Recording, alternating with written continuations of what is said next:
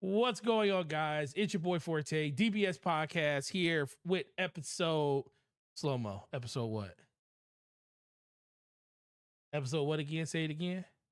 143.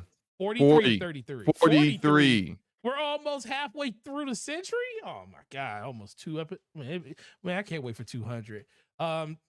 Thanks for everybody coming through. Thanks for all the love and support on the channel. Thanks for all of you guys that always hang out with us. Shout out to the homeboy, Ramon Terrell, starting us out early with the $5 super chat saying, researching how much blood I need to donate so I can build this PC and be done with all this nonsense. I got plenty of salt dough to donate though. What's up, fellas? Shout out to you, bro. Really appreciate it. That PC is you're gonna love that PC, and that PC is gonna love you too. But with that being said, I'm here with my man, the myth, the legend, the man of many slaps, the man that I can't say has not made a video in literally the last month because he broke that streak about a week ago. Slow-mo backslide. What's going on with you? How you been? And tell me about how your week has been so far.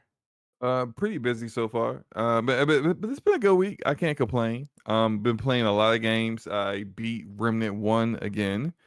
Helped a buddy complete it. Definitely makes me appreciate the changes and the improvements they made for Remnant 2.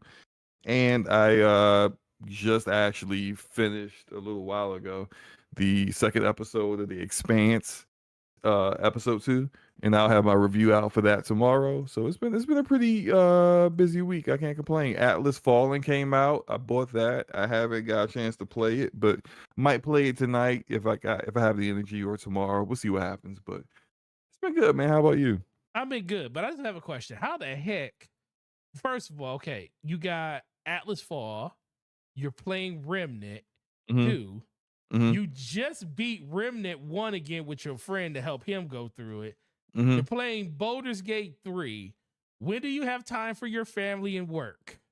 In between all that, everything is very much, I don't have downtime, so I'm working, and then my friend goes, hey, well, we already knew he was near the end, so I went on ahead and just jumped in there. We beat it, then I jumped off, mess around with the kids for a little bit, do some more work. It just, I'm always keeping myself busy. That's how it works, man. Yeah, definitely. Well, shout out to you, man. I that's the one thing you will always. Nobody can basically say that you don't play games because you definitely you play way too many games. They can say it. They can say it. It wouldn't be true. It would be true. Shout out to the chat. Shout out to Spider for being here. Retro Gaming. Gregor Von Dune always making fun of me. The homie Slow Mo. Mitchie Dies Alive. Arcade. Who else? I don't want to go ahead and pronounce. Is it Rosé? I forgot. I had it so Rosaire double O. It's not that hard. It really isn't. I was about to call it something Rosaire. That's what I thought it was. It's been so long since I called his name out, and I didn't want to butcher it. Shout out to Ramon Terrell. Rodimus here early today. Shout out to you. I saw you earlier today in another stream, Rodimus, and trying to get people. Listen, we had whose stream was it? We was in Reforge's stream, and he was talking about some stuff, and Rodimus was in there just putting the bat signal up because he didn't like what he was saying. It was just great. But shout out to you, Rodimus, for being through. What? Game Logic. Ayo. Shout out to you. See, listen. Oh, hold on. Go ahead. We have to acknowledge Game Logic is here, because apparently when he shows up, we don't acknowledge him. So hi, Game Logic. It's good to see you. You know what? I'm about to give you some permission, sir. So when you type your blue, because I want you to feel like you're special here. I want you to feel like you belong here, sir. You are amongst friends, and we love you. Shout out to Truth Serum. Halo, everyone. No, Halo's dead until at least they get a game that's not called Halo. I did. And when I play Halo, I get into matches quickly. Okay. Oh, he said he put his game on pause to be here. Let's go. Shout out to you, bro. So I ain't been doing nothing we really haven't played Remnant this week. I played a little bit on my own because I've been playing pretty much with Luca and Slow-Mo over the course of the last couple of weeks. Are you where we are? Yeah, remember we got to the. I know you're right. I know you and I'm at I the boss. without Luca. I'm at the boss of that. Which boss? The boss with the puzzle. Yes, one we just beat on. I think it was Luca's game, or it might have been yours. Okay. I don't know who game we were in. Did we only? I feel like there were two different. Maybe I'm just confused. Was there two different bosses for the same access, or was it just we only did that for Luca? Because I feel like we only fought the puzzle boss once. We only did it for Luca. We still need to do it for you, and we need to do it for me. Okay. So I think the last time we played it was for you. So it's my turn right now, right? Yeah, it's my turn next. No. It was your wait. No, it was Luca's turn. It was your turn. Then it was Luca's turn. You're right. Turn. It is your turn. It is so your turn. Be your turn. Go ahead. Maybe I'll stream it again tomorrow on the DPS channel because we haven't done a stream on the DPS channel this week. So I'll stream us playing Remnant 2 again tomorrow just to kind of, show everybody what we're working with, even though people was like, man, your stream's probably real funny. I'm gonna go check it out. And then like 2 people showed up. Right. But still, regardless, we're gonna do it anyway. Right. Shout out to Anonymous with the $5 super chat. He says, my good brother Forte, stop going to Ponycast and paying good money to slander Halo, especially when that dude don't play Halo. Listen. What? Hold up, time. I did not spend. Listen, I knew where this was going. Go ahead. You paid money to slander Halo to someone who don't play Halo? I did not pay money to slander Halo. I was gifted a membership. And I was doing the membership thing, and it gave me the option to do a membership chat. So I didn't pay. So you still slandered Halo for no reason? Yes, because Microsoft slandered Halo. Halo was slandered by Microsoft first. Hey, are you gonna disagree with that? When's the last time you played Halo Infinite? No, listen, it doesn't matter. When's the last time you played it? Slow-mo. Are you going to disagree with the fact that game was slandered by Microsoft first? Time you played Halo Infinite? I do care because you talking from an outdated position. Your position on Halo Infinite is outdated. The game is not dead. The game. It does not have the community it should have. It should have more. But the game is good now. The game plays great now. And it has a player base now. You talking about stuff about a game that you ain't played, talking in the present tense about a game that you haven't played in months. Slow-mo. Listen, stop frauding is what I'm saying. Listen, just because you stop frauding. No, just because you are not a man of gaming forte. No, just because you are not a man of your own convictions when it comes to things that you say you are not going to do. I told you, Halo, me jumping in Halo and considering that game the game that I wanted it to be 2 years ago and hoping that it turns into it now, it's been long gone. Gone, bro. But funny how you give Battlefield 2042 a second chance. Oh, I'll give that a chance. Why? Make it make sense. No, because Halo was my first love. And we told them this is the thing. So you're biased. Listen, you're saying that Battlefield 2042 gets a pass. They don't get a pass. The Halo Infinite. But you play. No. We talked about playing. We talked about playing Battlefield last night with money. Yes, and Battlefield's great now. So is Halo Infinite now. No, but see, okay, there's a difference. What's the difference? I'm not forgiving them for what they did with Halo. I'm not forgiving that. That's like I can forget. Listen, this is terrible. I can't believe you out here with double standards. It's not double standards. It's a double. How is it not a double standard? Halo's like a family member. Both games launched poorly, right? Halo's a family member, and Battlefield's like a cousin. That's a double standard. No, no. It's a I'm double. more disappointed that my family member let me down because we literally told them that they shouldn't do this, and they prioritize all of this other stuff. They prioritize bringing that game out a year before they should have brought it out. They're the ones that prioritize giving us a 9-month season almost. They're the ones that prioritize, All this past tense you talking about. We ain't talking about nothing that's going on right now in the game. Listen, when they come out with a game that's not called Halo Infinite, then you'll have me back in there. Because I'll never turn my back on Halo. I just turn my back on this game. This game is Halo. It's called Halo Infinite. I need a new Halo. It's Halo. It's Halo. Okay. So you said I will never turn my back on Halo, and then completely I said I will never turn my back on what Halo, you just said. Literally, I said, but seconds later. I said I would never turn my back on the Halo franchise, but I am done with this game. This game, when they come out with another one, I will be there. Hey, and guess what, I'm just saying. And guess what, Slow-Mo? This ain't new. This ain't nothing new, though.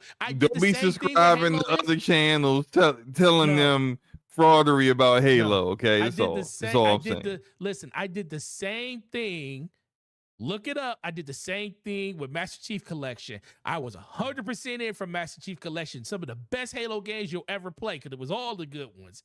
And guess what? They fumbled it. And what did I do? I bought the game. Why are you talking about stuff that happened 7 years ago? Listen, I refunded. 8 years never refunded ago, the game. actually.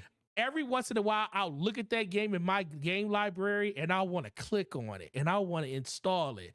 But my gut tells me, no, I'm not playing. Like, dude, I haven't played that game since I bought it the day that it came out. Why are you still talking? What does this have to do with Halo Infinite? No, because Halo Infinite falls in the same thing. They did the same thing. Look, we're gonna move on. This is what we know though. You have a double standard. You are fine with Battlefield stinking in the beginning and being patient and waiting, because you did the same thing for Battlefield 5, by the way. Waiting for it to get better. I did it for Battlefield 4, not 5. Whatever. One of them battle. You do it for all of them. Basically, they all stink in the beginning, and you wait for them, and then you champion them once they're finally fixed. But apparently, you can't be patient for things that you love. Hypocrite. I can't stand. This is disgusting. I am disgusted. Gamer fraudery is going on in the house. It was supposed to be gaming forte. I'm seeing gamer fraudery right now. Okay, whatever. Moving on moving on to another thing. But no, Rodimus is absolutely right. I should, and guess what? I still care, because guess what, Slow-Mo? If you get me in there, I'll probably enjoy it. But it's just a simple fact. I know you will, because I manipulated you into playing the game earlier this year, and you had the ball. And I found a way to get the hell out again, because I'm still disappointed, dude. It's hard for me to get over the fact that they literally disrespected the number one IP that I love the most from them. I can't get over that. I can't. You can get over it. It's hard. It's hard, bro. I'm just saying, it's hard. You can get over it. Moving on from that, let's talk about this first topic, Slow-Mo. First of all, shout out to you. I appreciate the passion and you always bringing me to the turf whenever you feel like you can. I appreciate that. But do. We'll do. Mission accomplished. Okay, but go ahead. All right. So let's talk about our first topic. I have it up on the screen right here. We have a tweet from an individual called Daz. He So you have it on, but maybe it's gonna take a second for me to pop up. I got it. I see it now. Okay. Yeah, so we have a tweet. He's talking about, I regret buying my PS5. There's no games for it. It's just the collecting dust. Now, Slow-Mo, if you see this a screenshot or is it a browser view? No, this is the browser. This is the browser. I can. Okay, can you scroll down? Is there more picture to see? Yeah, I can blow it out. I just blew it in. So, let me move this. Oh, what? Did he take it to the beach? What? Listen. When you first see this PlayStation, hey, minimize your DMs. I did already. Okay. So when you see this picture, what do you think, Slow-Mo? If someone tweeted this out, what would you think? I would think that one, their home is extremely disgusting. That's one. 2, this is a troll because they took it and like I said, they went to the beach with it and then they just they tried to play like build a castle with it. Then pulled it out and then brought it back home and took a picture of it. But essentially this is a troll for the most part because there's just no way I can't look. Even if you don't dust in your home and you're that kind of person who's not very cleanly, right? My console don't even look like this, and I don't Yeah, dust it at all. there's no way for you to get your console to look like that unless you do it on purpose. Now, with that being said, go back to the previous tweet. He says up here at the top, he says, oh yeah, forgot about that. Did you scroll up? Because I'm not well, seeing I can't scroll. Oh, I can't. I just have to do this. I know what that's right. There we go. So at the very top, it says that escalated quickly. Needs to say the majority of the people that don't get the reference instead lambasting me for having such a dirty PS5. Perhaps look at someone's timeline before you comment. Now, slow-mo. We're gonna go to this man's timeline. And you're right. If you go to his timeline, you see there's the picture of the PlayStation. But if you go down this timeline and you see, food, you see him sitting in front of his TV, and here's a picture right here. You see his PlayStation looking all nice over here in the corner. I don't see no dust on that PlayStation, do you, slow-mo? Well, I'm just looking at like hairy legs and hairy legs and stuff. I don't see no okay. dust. I can't see no dust on that PlayStation. Here's another one. Headset up there. You got PSVR 2. Yeah, got a PSVR 2. Got all that got stuff. a lot of the PlayStation stuff. I mean, yeah, a lot of PlayStation stuff. So look, but here's the thing, right? Go ahead. If you attempted to do a joke, but it's not apparent that you're making a joke, you should not expect people on Twitter to know that you're joking. Like, no one, like, you may have, look, he has like 3,000 followers, All right. The people now, the impressions, scroll back up to his impressions. I thought it said like 121K impressions. Oh, yeah. Right, all them people don't know you. All them people don't know you. 121,900.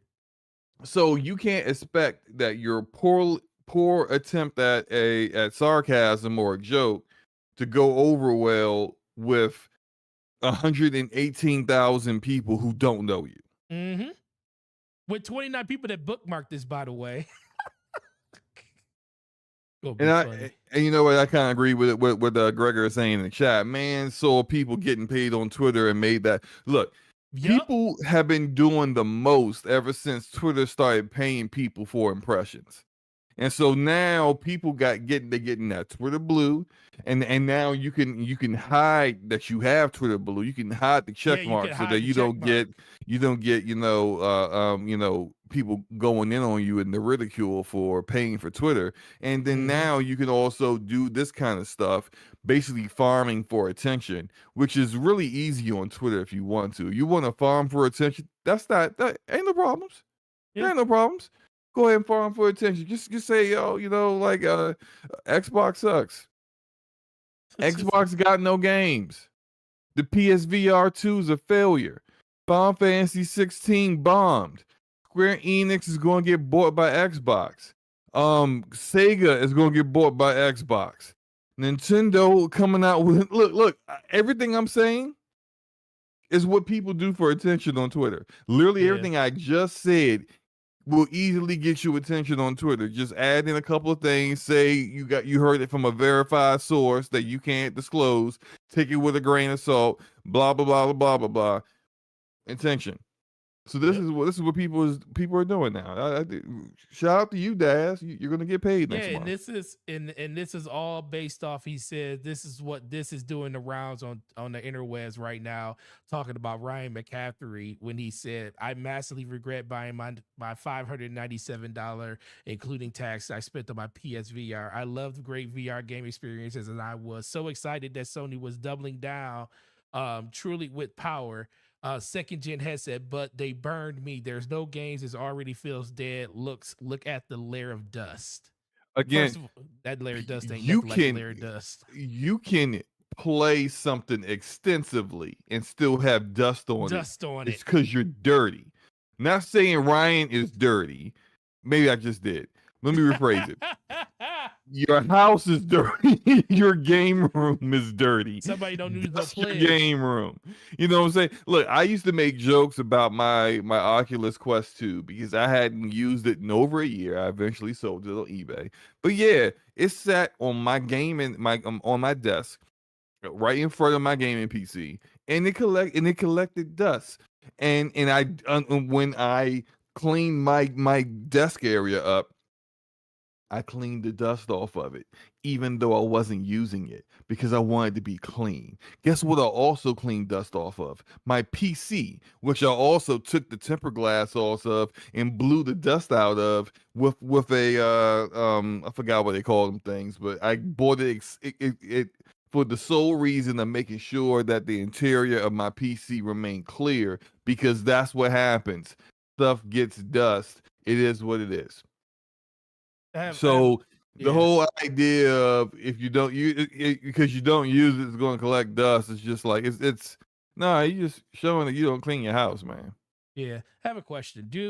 Now I don't know this. This is just a gesture on my part. Do you think I hate when people do this? They take a picture of the tweet that they're talking about and they post it on their timeline. I understand if it's a situation where it's something old and you can't find or you're blocked by them.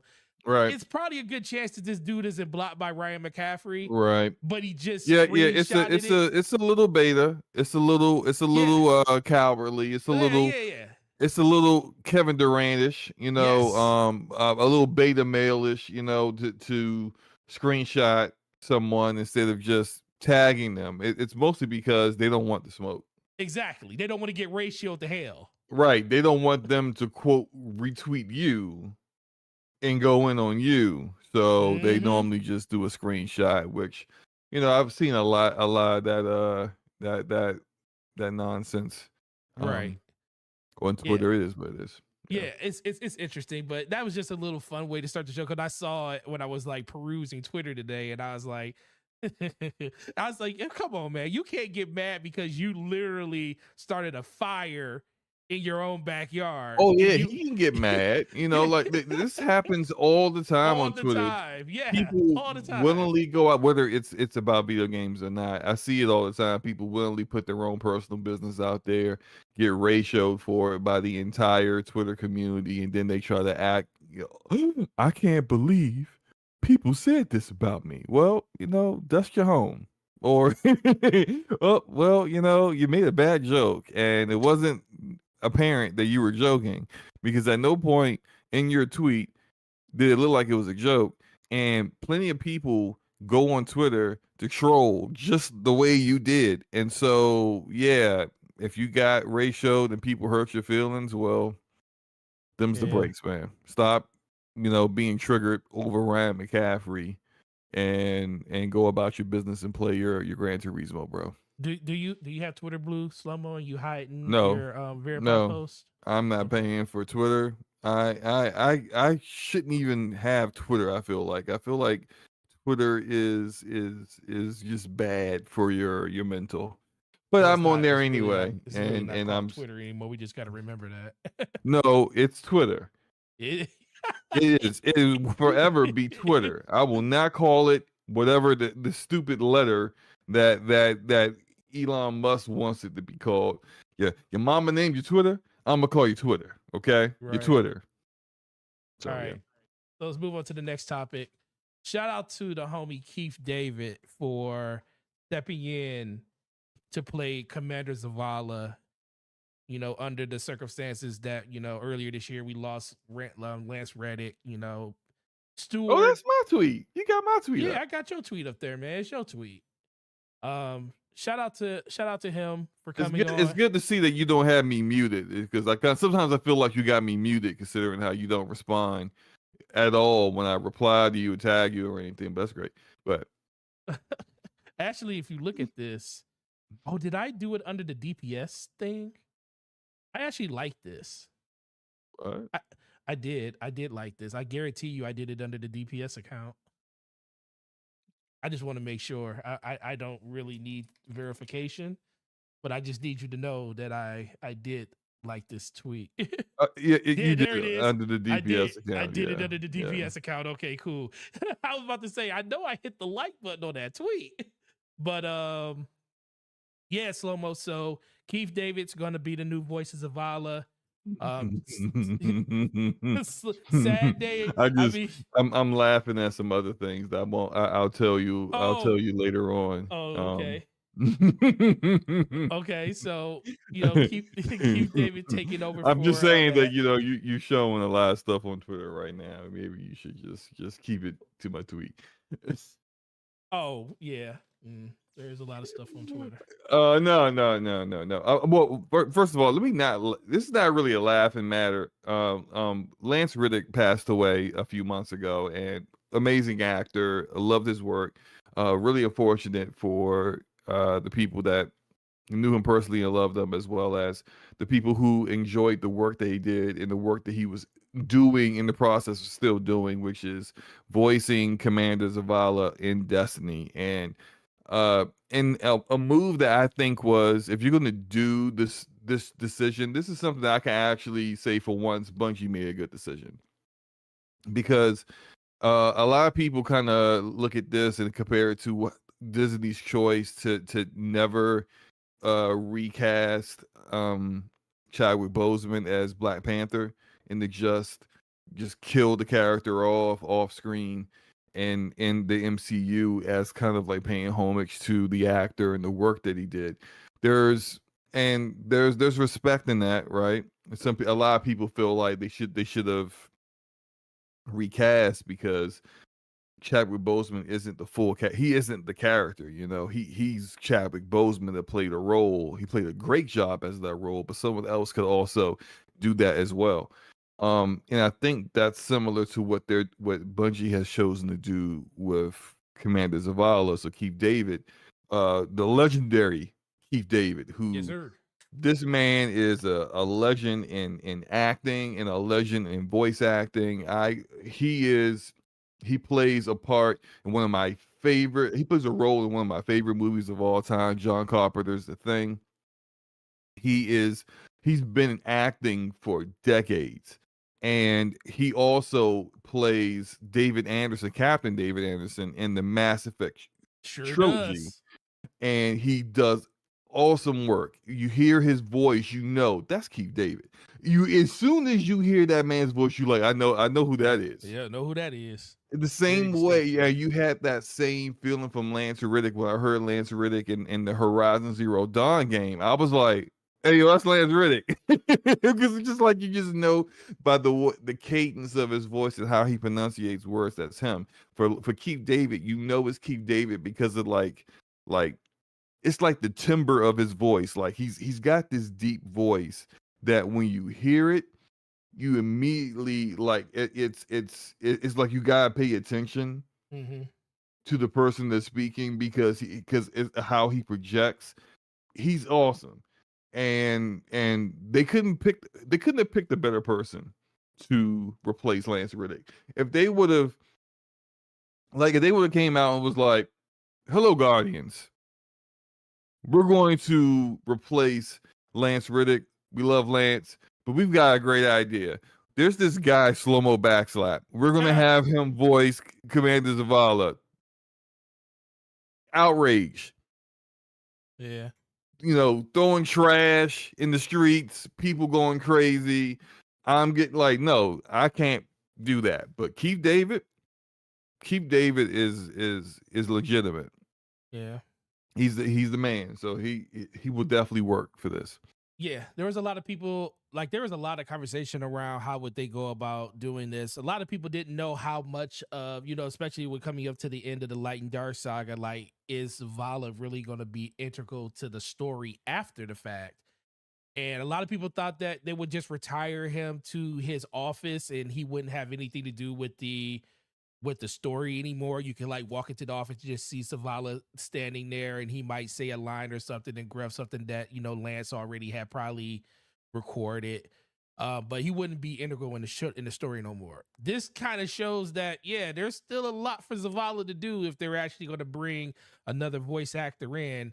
And this is a great choice. Like you said, whenever you hear his voice, you know who Keith David is, and I'm like, yep. And then there was a really cool there's a really cool video on Twitter. I didn't grab it, but he basically goes through all of like a lot of his well-known characters in movies, and he does the voice in a Twitter video of all those characters. Like in the Princess and the Frog, he played the what's in it, the sorcerer and stuff.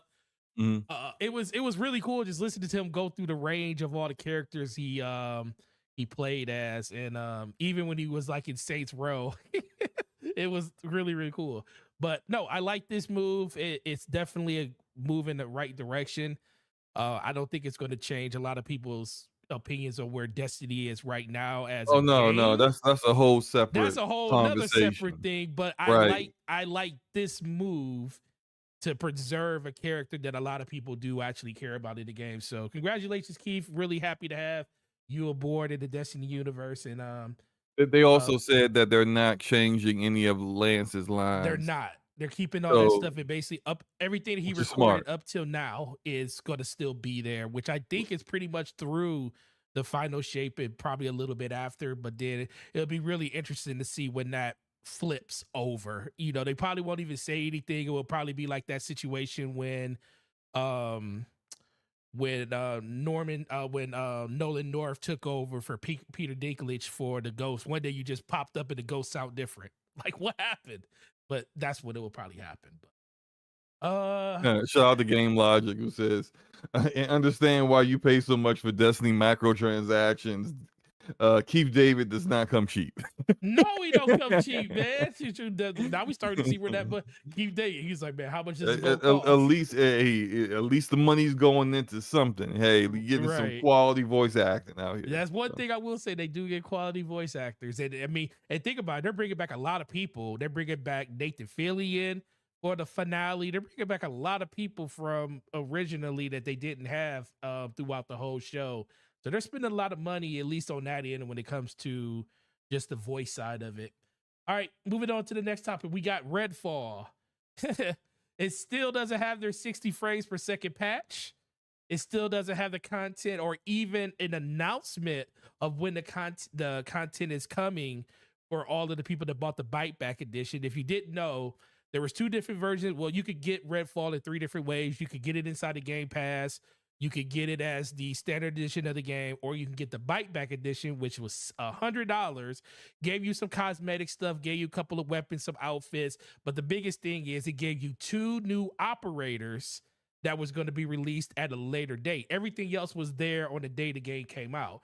And there hasn't been any info on what's going on with those extra operatives that was supposed to come in that edition. And that game came out in April. It came out in May. Yeah, I ain't getting no extra. So we're already 3 months in. So Slow-Mo, what do you think? What do you think about this? What do you think about this? Yeah, I like how they call them operatives. What do you call them? So what do you think about okay, this, look, you gonna get some of that. You gonna get whatever cosmetics they were working on. You're gonna get that 60 FPS for those who care, which is probably like 6 people.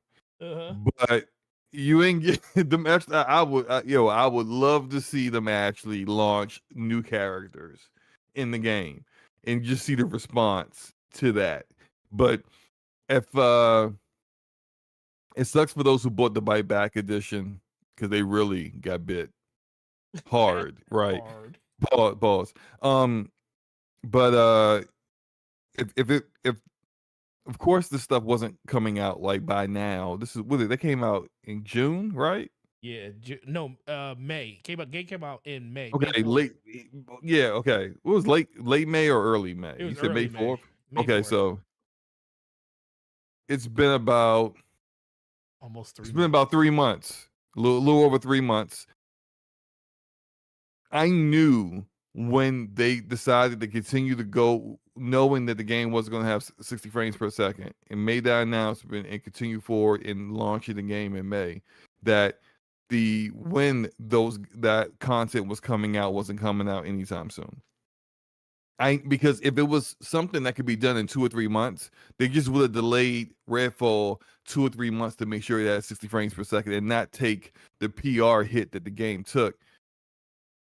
And then they could have also maybe would have fixed the AI so that the vampires didn't stare at walls while you shoot them in the back of the head, and that the humans weren't so like stormtrooper-ish that you could just stand there and just look at them as they're shooting all around you.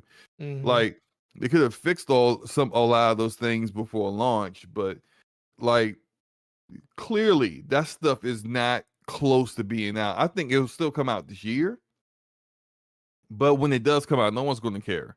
It'll be like October, November when they finally launch some of this stuff. And I think as far as everyone is concerned, Arcane Austin, the devs that never wanted to make the game in the first place, Bethesda propers and the Max and the Xbox, the gamers, everybody, release that 60 FPS patch, release the stuff that you are obligated to do because people pay for it, and get out. Just get it over with, get it done with, and move on. And make a game that people expect from Arcane Austin. Make a game that is stealth elements, real stealth elements, not walking up behind a AI broken goon and just like punching him in the back of the head and he dies immediately. Like, no, like real immersive sim stuff that they are known for. Make that game, and then we can pretend like Redfall never existed. Hopefully. Yes. So speaking to what you were talking about before the show, Game Logic says at this point, I would be happier if they just said, we decided it's a better creative choice to let Arcane Austin move on to their next project and just write Redfall off as a loss. So me and Slumbo talked about this before the show. My thoughts are just cut bait with this game. Refund everybody that's got the bite back edition, so you can, they get a $30 refund to everybody that did it.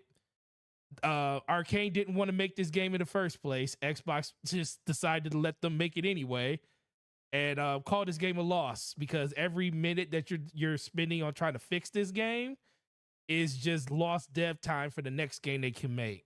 What are your thoughts on that, Slow-Mo? I imagine that they don't have the full studio working on getting this done anyway. There's no saving Redfall. There's nothing. So why even do anything with it if it's no because you said you were. Because if you don't go off, you can't. If you don't fulfill the obligations, the things you said that you were going to do, that it just gives more ammo to the people who doubt you as a publisher, doubt you at your ability to manage developers, or doubt anything that you have to say, period.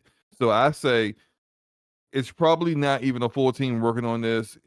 They probably got, of course I'm speculating at this point, but they probably got a skeleton crew still working on the game while the bulk of the studio is busy prototyping and in pre-production on a brand new game that fits more of their mold. Hopefully the bulk of the core talent of Arcane Austin that is known for Prey, known for the Dishonored, because I think they helped with Dishonored 1 before they split off and did their own thing with Prey. So I think Dishonored and Prey is still a part of like that studio, that section of the Arcane Studios DNA. Hopefully they still got those people still there and they didn't lose them in the pursuit of this really bad idea. And they can just get back to making games that people want from them and the kind of games they want to make, more importantly. But if that takes like 85% of your studio is working on that, and it's just only going to be like 6 months of 20 guys doing this busy work to finish up what you should have had done from the very start, which is 60 FPS and whatever other extra content that comes out of it, then so be it. Right. Just get it over with, get it done, move on, and act and pretend like it never existed a year from now. Act like we're what? I like the color red. Yeah, I like the way it looks on me. Where I don't know where to fall. What fall? Like just pretend like it don't exist, right? Make a joke out of it, Right. but move on. And their next game has to be more of what people expect from them, and it has to be quality. Because what you don't want from after a disaster like this is to follow up with another disaster. Then you're BioWare. Right.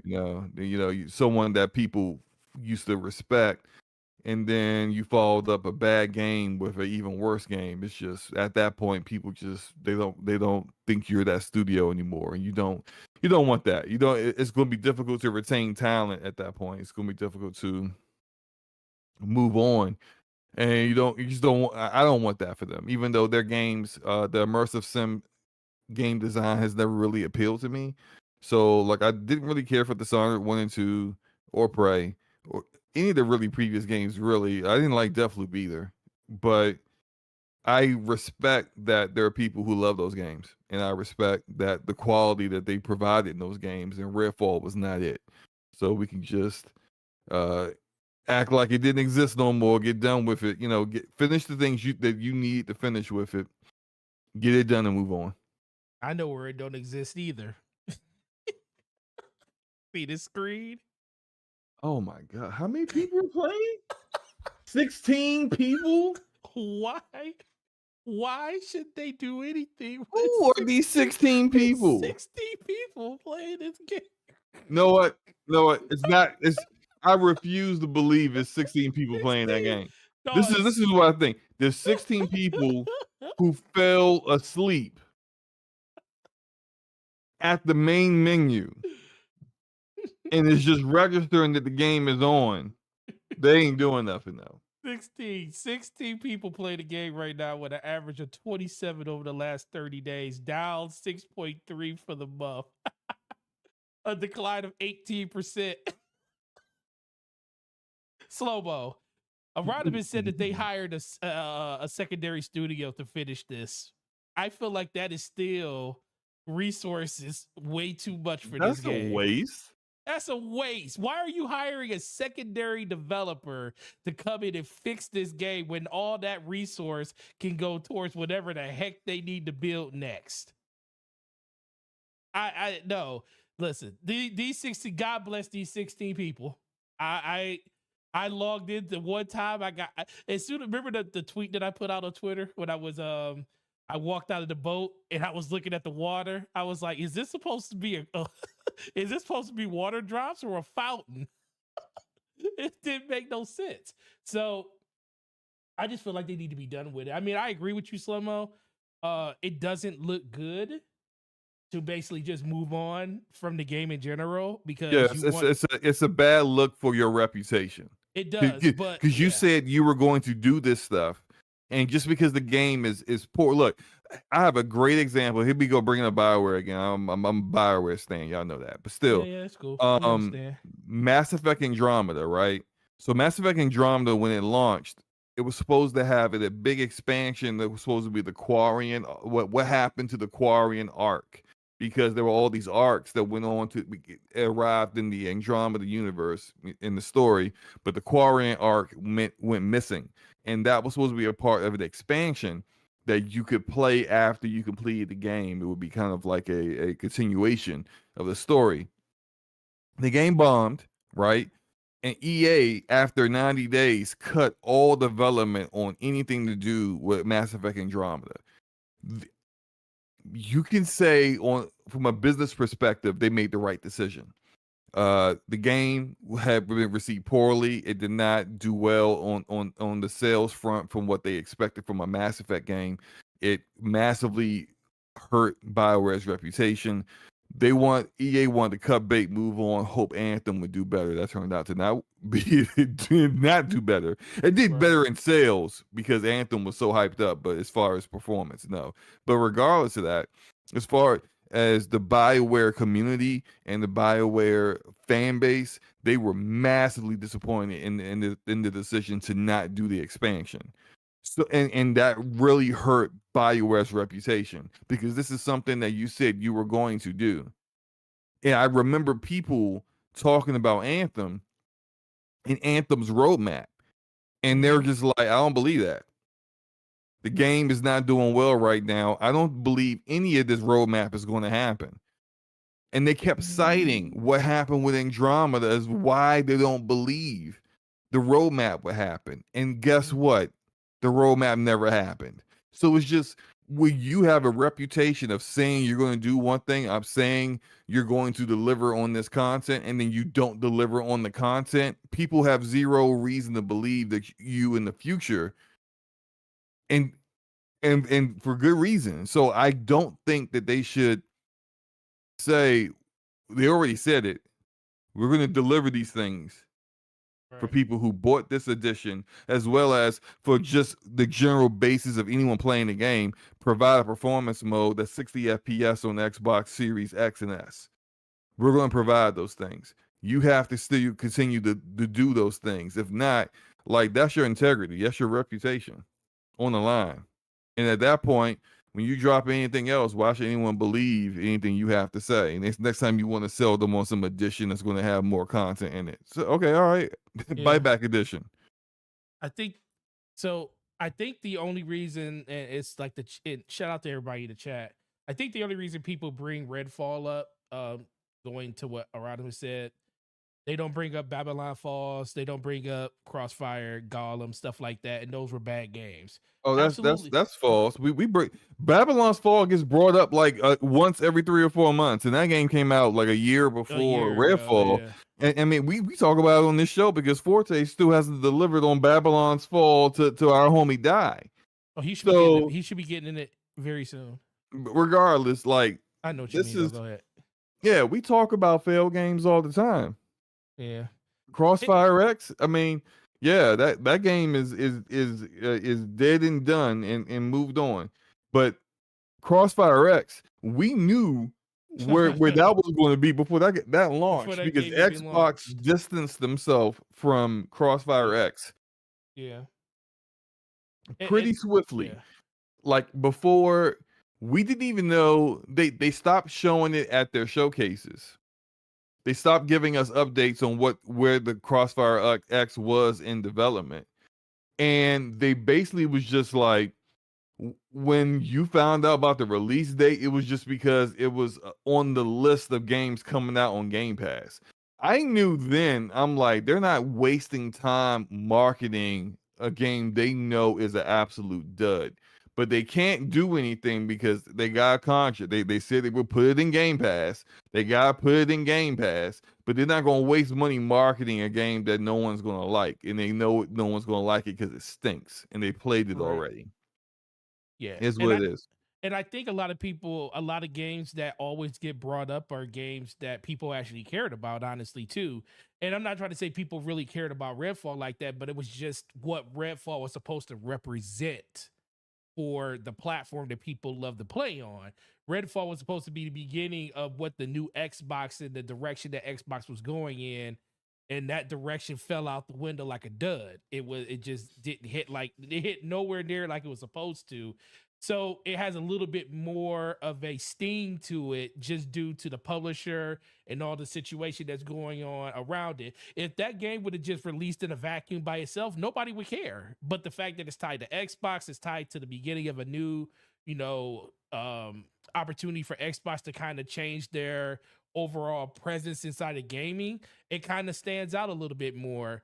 And then guess what? Starfield's up next. And if and everybody thinks that Starfield's going to do it, I think Starfield's going to do it. But if it doesn't, it's going to move to the next game, to the next game, to the next game, until people just don't have a belief in whatever they're doing. And that's starting to happen now. So, Mass Effect Andromeda, like Ramon said, people still bring that up is because the first 3 games were so incredible, and it meant, like, that's my favorite franchise of all time, Mass Effect.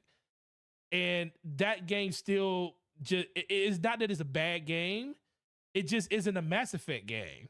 And that's how I felt about it. So we still talk about how terrible that game is to this day, even though on a scale of games, it really wasn't a bad game. It just wasn't what we expected.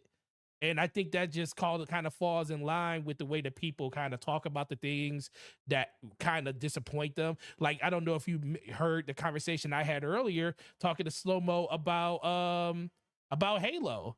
You know, he loves Halo. He plays it. I mean, I'm not going to say that he's in love with Halo Infinite, but he loves it more than I do. But I just can't jive with the direction they went with that game. So it's kind of hard for me to get back in on the wagon every once in a while to like kind of experience and enjoy that game, because I have a deep resentment on how that game was treated and how it should have been treated over the course of its development cycle. And I just can't let that go. And that's just me. And I understand that. So with that just being said, you know, people are going to have opinions, and I really appreciate those opinions, and I appreciate everybody's opinions in the chat. But it just ultimately comes down to, you know, everybody has something to say about this, and that's really all it needs to be. But Slumber, you got anything else you want to add on to this one before we move on? We can move on. All right, moving on to the next one. We got Baldur's Gate 3 impressions. I refuse to play this game right now. Shout out to it getting the #1 Metacritic, even though it has only got 14 reviews right now. You refuse to play it right now. Well, because I'm not going to play that right now when I'm still playing Remnant, and then I got Starfield literally in, 2 weeks, 3 weeks? I'm not going to get into that game with Starfield right around the corner. It's not going to happen. I'm not going to play it now. I'm not saying I'm not going to play it. I'm just saying I'm not going to get into it right now, because I'm looking more forward to what Starfield's going to bring. And especially with me not being here next week until the end of the week, that's like a whole week of games I'm not going to get a chance to play. So I'm already going to be behind the 8 ball for a week anyway. So I'm not going to start that one knowing that in 11 days after I come back, Starfield's going to be like literally knocking at the door. But what are your impressions on Baldur's Gate so far? Well, so far it's deserving of the praise that it's getting. And that's minus the console war, Yes. foolishness of people trying to use it as like a weapon against Starfield. It's just a high quality RPG. Larian doesn't miss. They haven't missed so far. Larian has always delivered on high quality. They kind of remind me of, not necessarily in game design, but in their approach to their IP and delivering on content. Blizzard, old school Blizzard, where Blizzard used to not want to release a game if it didn't match or meet their internal measure of what quality was. And that's because Blizzard never wanted to be associated with the kind of stuff we see Blizzard associated with now. Like, if you look at right now, Overwatch 2 was released on Steam, and the Steam reviews are overwhelmingly negative. And they're negative because of the broken promises of Overwatch, the lack of content, and just the game basically. I mean, at one point the game went with 3 years with no new content. It's egregious. And that's like, Larian reminds me of old school Blizzard, where they canceled. They had a game that was supposed to be coming out that was supposed to be similar to Destiny, and they canceled that game because it didn't meet their internal level of quality. Larian is the kind of studio that just they will only release it when it's ready, and and that has worked out for them tremendously. And I'm happy to see, the same way I was happy to see like From Software really get to come up, where people started to really respect the work they did. It kind of started with Sekiro, and then we saw it really, show with Elden Ring. I like that Larian is getting that level of respect on the mainstream level now. It's just good to see. And the game's awesome. I know there's a lot of memes about all the sex stuff, and it's funny. But for the most part, like, what you're looking at is a true RPG with so many different methods and ways for you to accomplish the goals that are set forth before you. I'm actually really shocked with the level of the writing, which is really good, and and also, like, visually, the level of detail for even just random NPC characters in their face, and just like you don't see that normally. Normally, like I'll use Control as an example of this. A lot of games, what they do is that the main character and like maybe a good portion of the side characters will have be mocapped, or they'll put a lot of loving care in the animators and the artists in making sure that those characters look good. But then when you see other NPCs, you're just like, ooh, like there's like half the pixels are used on your face and it is for the main character and stuff like that.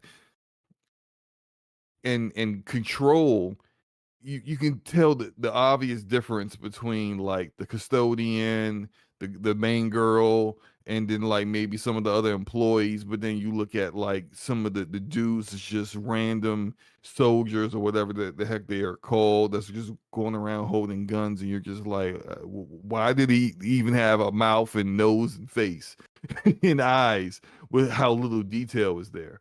And you look at Baldur's Gate 3, and like I will find a goblin that looks as detailed as my main character or the main people in my party. Just other random characters I'm running into, and they all look amazing. And I just like that level of detail.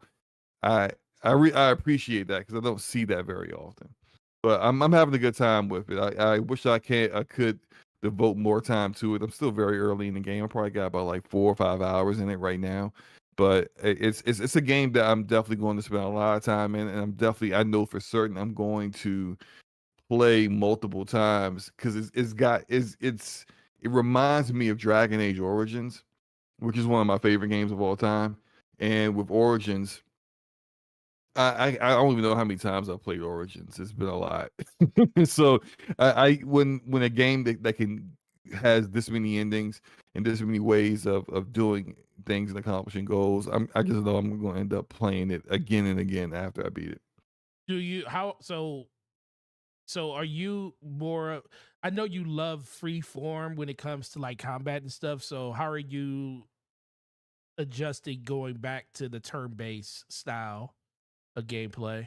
Or have you It's or you fine. I just mean, I don't mind. When my RPGs, I don't mind if it's the action RPG like Final Fantasy 16 or Tales of Arise. I Mhm. don't mind that, or versus turn based, or in the movement when you're using mouse and keyboard on PC is point and click. Yeah. But this is more of a turn based.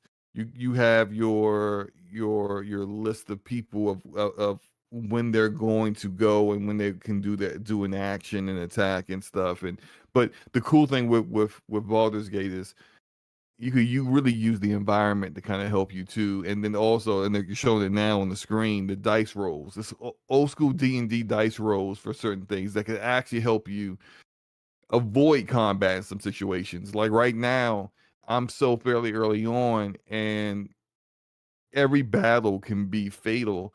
That some if I can avoid fighting, I will. And if I can trick someone into not fighting me, or at one point I went into a village where goblins had killed everyone, and they were running the village, and they were coming at me, and I convinced them that I was more powerful than that I was, and they decided to skedaddle. They just got by there, and I was just like, because I don't know whether I really was going to win that or not. So Right. it's just it's an amazing game. And it's I think we have to reevaluate what we think would be game of the year this year because of this game. Yeah, it is kind of hard for me to like still go because I like I said I haven't played it yet, but I can see the impact it's having on people, and that's the one thing I will always like when I look at something. I'm like, okay, I see what kind of impact this has on just people that probably don't even really care about the genre, just the fact that it's something that looks fun and they can play it with their friends and stuff, and it kind of gets more and more people into the ecosystem. What kind of game that is a powerful thing when it comes to like just game of the year potential, because how are you affecting people outside of the genre to want to be in that genre to play it? That definitely does matter a lot. But we do have Yeah, to games like this, what yeah, they go ahead. do is they open the floodgates up to gamers who aren't normally into this kind of game to give it a shot and may become fans of it. Right. Yeah. We do have to Basement Radio Arcade Podcast, Brap is here. So What's up, Enrique? we have to give him the same, enthusiastic welcome to DPS as we gave Game Logic earlier, because he said that when he comes in here we don't shout him out either. So Brap, we really appreciate you, sir. Thanks for coming through. You're a gentleman and a scholar, and DPS always appreciates having a man like you in the chat, and shout out to you for always shouting us out during the Brap podcast even when we're not there. But Enrique thanks for wants coming. me to Enrique wants me to discuss the barn scene. You know about the barn scene, right? Yeah, I heard about the barn scene. Go ahead. Just keep it as So PG as possible as you can, sir. I will try. It's Yeah, gonna it's be kind of kind of hard. difficult. So there's a same abandoned village. I think. Matter of fact, it might have been another abandoned, desolate village that you go to. There's nobody there, and but you can go through there. You can maybe find stuff to scavenge that you can sell later on. With two vendors throughout the world and stuff. There's a barn that's like situated at the height of the town, the top of the hill. You open the barn up, and it's a hilarious scene because it's the shock that you have of what you're watching is also evident in your party, because all of them have the oh my face. Oh All my. of them go the what am I looking at face. And there's some, I don't know what being you want to call this. There's so many different monsters and different species and races in the game. I don't know what the guy is. He looked like a mix between a minotaur and a bear or something. I don't know. But like he's railing this lady ogre, okay? And then he sees you, he jumps off of her, and she gets really angry because she was enjoying herself, and then you just so happen to come by and mess everything up. So they attack you. I mean, there's just no way around it. You're not going to be able to defend yourself. I mean, like, you can defend yourself, but you can't talk your way out of it. It's a fight, and it's pretty crazy. It's pretty crazy. Apparently, a Larian developer on Twitter said that wasn't even like the craziest kind of scene that you can you can expect. In addition to that, you can like romance your party members and stuff like that. So typical Western RPG fare where you have the option to kind of do that however you choose. Um, yeah. Basic cat. What is it? Basic Casual Gamer. What's up, bro? Says, is Baldur's Gate going to be a Game of the Year nominee over Starfield? First of all, basic casual gamer. I I just thought of name. that. That's the name, right? That's the name right there. Basic casual gamer. Yeah, it's like all of the the good name. It's probably It It's doesn't probably roll off the tongue as well, but it's still a really good name. right. Um, I don't think Baldur's Gate 3 is going to knock Starfield out of the conversation. One, we don't really know for certain what Starfield is going to do. Now we know we can make predictions on how we believe the community will react to Starfield at the very base level of its reception. I can expect big time Bethesda fans to dive into this game and love it. Whether the overall gaming community will feel the same remains to be seen. And that's all up to how good Starfield really is. But if Starfield's amazing, That doesn't mean Baldur's Gate 3 also is like lesser than. It's not like Baldur's Gate 3 is less of a quality game because Starfield lived up to expectations, you know? So it's like, I think what that actually would end up doing is that both of those games become part of the Game of the Year conversation, and it really knocks off something else that may have been just kind of on the fringe of being in there, like a Resident Evil 4 remake, or I already kind of felt like Hogwarts Legacy wasn't going to get in based upon the kind of the It political would stuff definitely and knock Hogwarts out if it was going to get in there. right. It might knock Diablo out. I've already said Final Fantasy 16 is a really really good game, but I didn't think it was Game of the Year worthy this year, and I think more than likely it's not going to get the case. I feel like Spider-Man 2 is going to get in. I feel And the game like that's going to win it all is definitely going to get in. you mean Zelda. So is there Zelda? I think Baldur's Gate 3 would be there. Spider-Man 2. Let's say Starfield gets in, right? So that's Yeah. 4. And we know they won't only do about 6. 5 or 6. So your other 2 games, Is I don't Silk Song know. coming out this year? No, they got delayed to next They year. got delayed to next year. So what? So is this the year that we don't get the token indie? Wait a minute. Maybe not. Hold up. Could I don't think this has been a Hi-Fi- strong year for indies. Can Hi-Fi honestly. Rush be that game?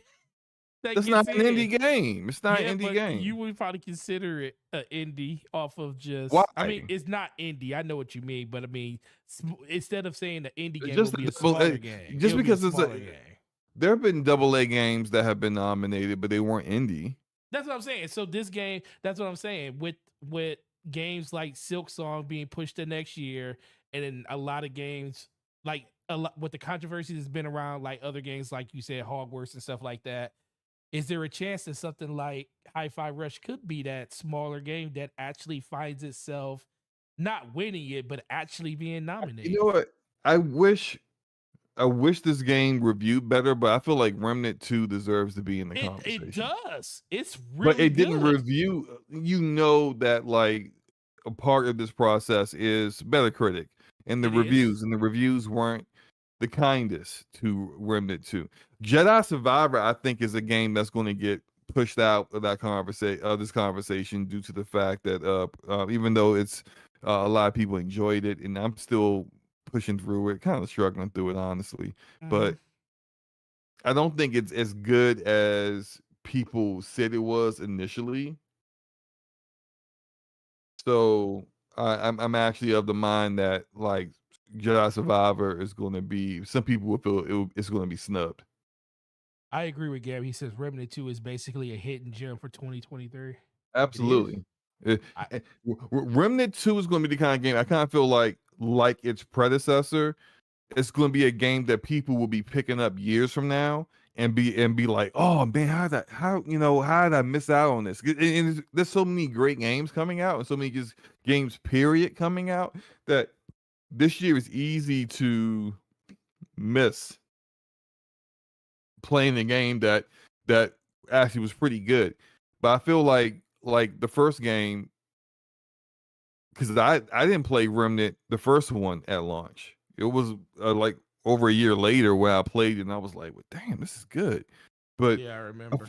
I feel like Remnant 2 will also get kind of some of that, not because, and I think it was on people's radar already because of the quality of the first game, but more so this year because there's so many games to play that a lot of people just say, I'll wait on that one. And when they finally get around to it, they're like, man, this is great, especially after they get the performance more stable, because Remnant 2 is like, it's weird because how they decided to balance to develop the game around upscalers initially, and then decided to start optimizing it post launch.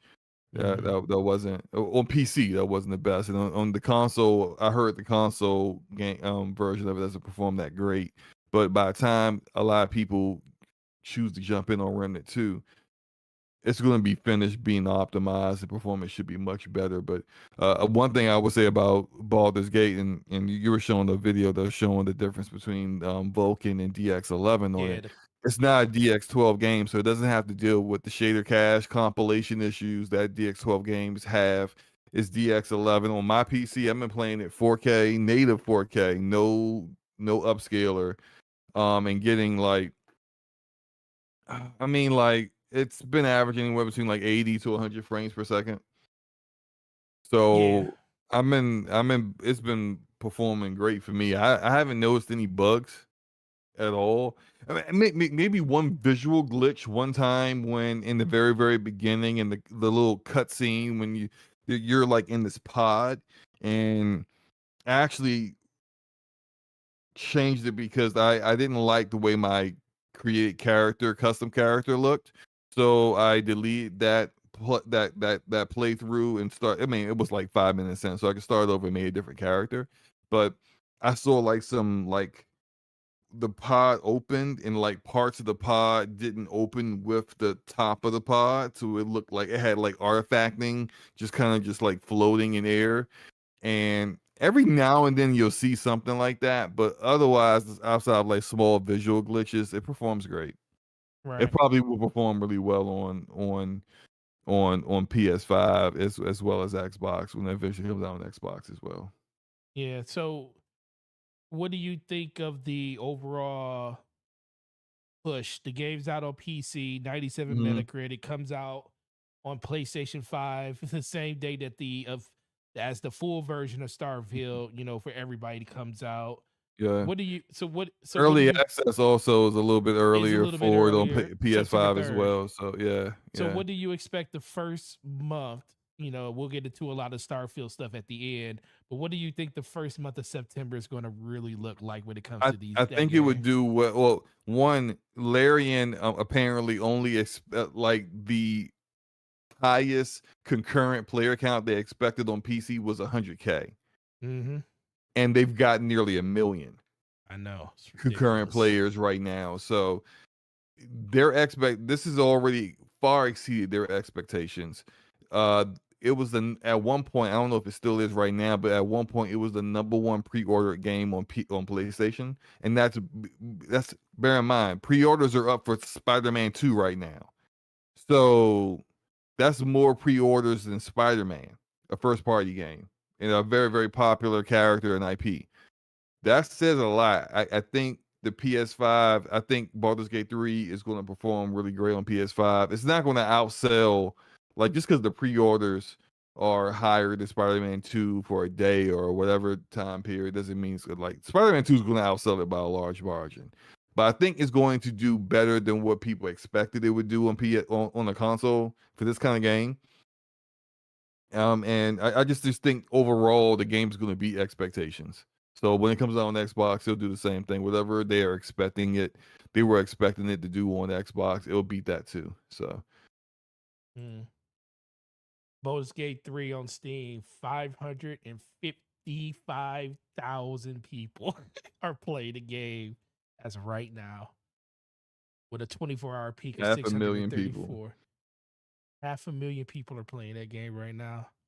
I would say that they definitely overshot their expectations a lot.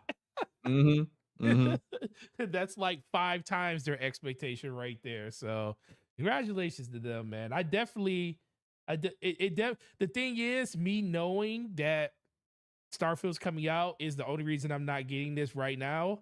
But part of me wants to get it right now because I'm not beholden to the masters of Bungie. So I don't feel like I have to play their game. So I have time to like play whatever I want to play. So I have time to play this game. I just want to kind of be Oh, responsible. shout out to Dorian Gray. Yeah. He's right. This is just Steam. Now, Yeah, this Steam is isn't just the Steam. only launcher that you can get Baldur's Gate 3 on. You can also get it on GOG. And then if you and yeah, if Steam's all-time peak is 814K, more than likely they've had over 1 million with if you add in GOG. GOG is not going to outdo Steam on number of players, Yeah. but it's also no slouch either. So it wouldn't surprise me if they had enough to get over that 1 million. Mm-hmm. Yeah, and you're right about that. I think in general, it just ultimately comes down to what is everybody going to be looking forward to. So, but this game looks like it's going to be something to reckon with. I like it. It actually took the #1 spot from Zelda as the best reserve. I mean, not reserve, but the best rated game on Metacritic. So, Yeah. I actually congratulations think, to them. some people may disagree with me, but I think it was smart for them to have their full release date be the same day as Starfield because it's not on PlayStation. It's not on play. You're right. So, It's so not you on have an entire PlayStation. community that would, they have a choice. They could go buy an Xbox to play Starfield. They could go build a PC or buy a pre-built PC and play Starfield. Or they could buy They a could, game they could, that they has could, they one of could the play best it off of Metacritics. their Samsung TV if they so choose to, Oh or man. they could play this highly rated, critically acclaimed other RPG that is somewhat different, but also provides almost the same level of choice and freedom of movement, freedom of getting into the game and doing the things that you want to do the same way that Starfield will. Yeah, you're gonna have people that might just say, you know what, this works for me. And if Starfield was on PlayStation, they may not have made that choice. So Mm-hmm. I think that's something to consider. We'll see what happens. Yeah, definitely. All right, let's move over to our next topic. Talk about some Red Dead Redemption coming over to the PS4, Nintendo Switch, already available on the Xbox through backwards compatibility and 4K upscaling. So Xbox don't have to worry about spending 60 $50 on the game if you don't want to. But shout out to Digital Foundry. This is the comparison that they have for the PS5 version. Of course, there's no gameplay for it just yet, so we're going to use that. But one of the best games that did come out during the 8th generation was Red Dead. A lot of people really enjoyed it. I enjoyed it a lot. It was one of it had really good DLC, especially with the Undead Nightmare DLC, which is also included in this $50 package. But that isn't what got people really upset, Slow-Mo. So there is a lot of controversy around Red Dead being a $50 title coming to last gen consoles, not even current gen consoles.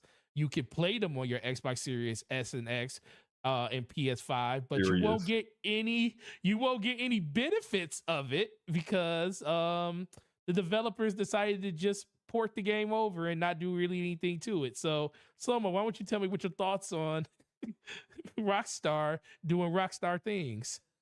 First off, appreciation for the Xbox backers compatibility team that is kind of defunct Facts. now, because if you have an Xbox, you can get this game and you haven't played it already, you can get this game for cheaper. Yep. Then you can get it on Switch or the PS4, PS5, and play it with better performance and better visuals. And You know what? Let's see how much in it light of actually what I is. learned from you yesterday, because I had no idea about the sales of that GTA trilogy they did. Mm-hmm. Now prior to Forte educating me on the tomfoolery of this gaming community, I was like, Rockstar should be ashamed of themselves. How dare they? How dare they keep doing this to people, not doing bare minimum effort, not putting the time in, not modernizing the game for current gamers. It's 2023. The game came out in like 2010, 2011 or something. This is disrespectful to gamers. But then I found out that they already knew they did something similar with that terrible GTA trilogy they came out with. Was that last year or 2 years ago? I can't remember. That was 2 years ago. But when I found out that trilogy sold 20 million It's sold up there with Hogwarts, a terrible trilogy. Sold like Hogwarts Legacy and Elden Ring, sold more than Horizon Forbidden West, sold more than The Last of Us Part 2. Y'all don't love yourselves. Y'all don't have respect for yourselves, so why should Rockstar have respect for you?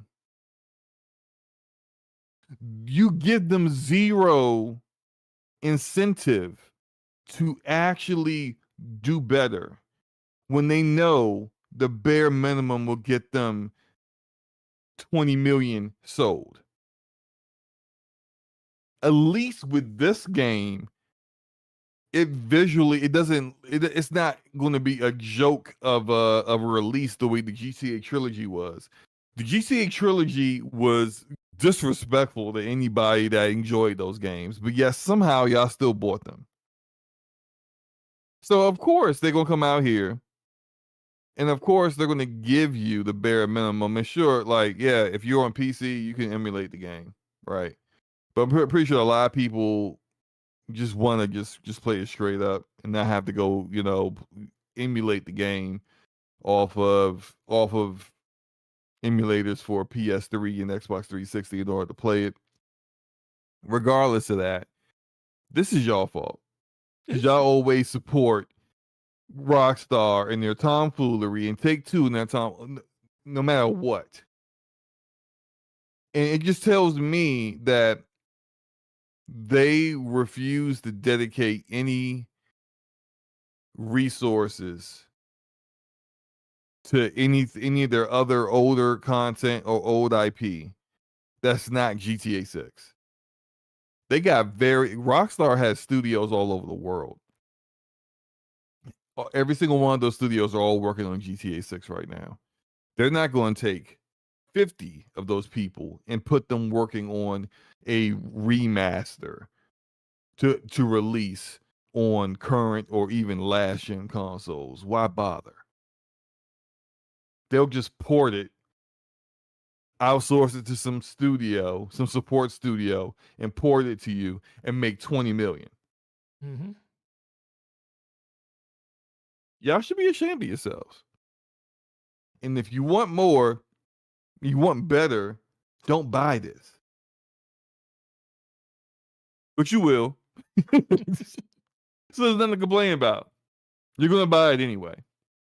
So, Take-Two Interactive just published its fiscal year 2023 earnings report that outlines the total sales of major franchises like Grand Theft Auto. The numbers show that GTA series has sold over 400 million copies worldwide, up 5 million units from last quarter. GTA 5 is also about 5 million shipments from third quarter as well. And this indicates that the controversial GTA remaster may have sold less than 1 million copies. That's just for this fiscal year.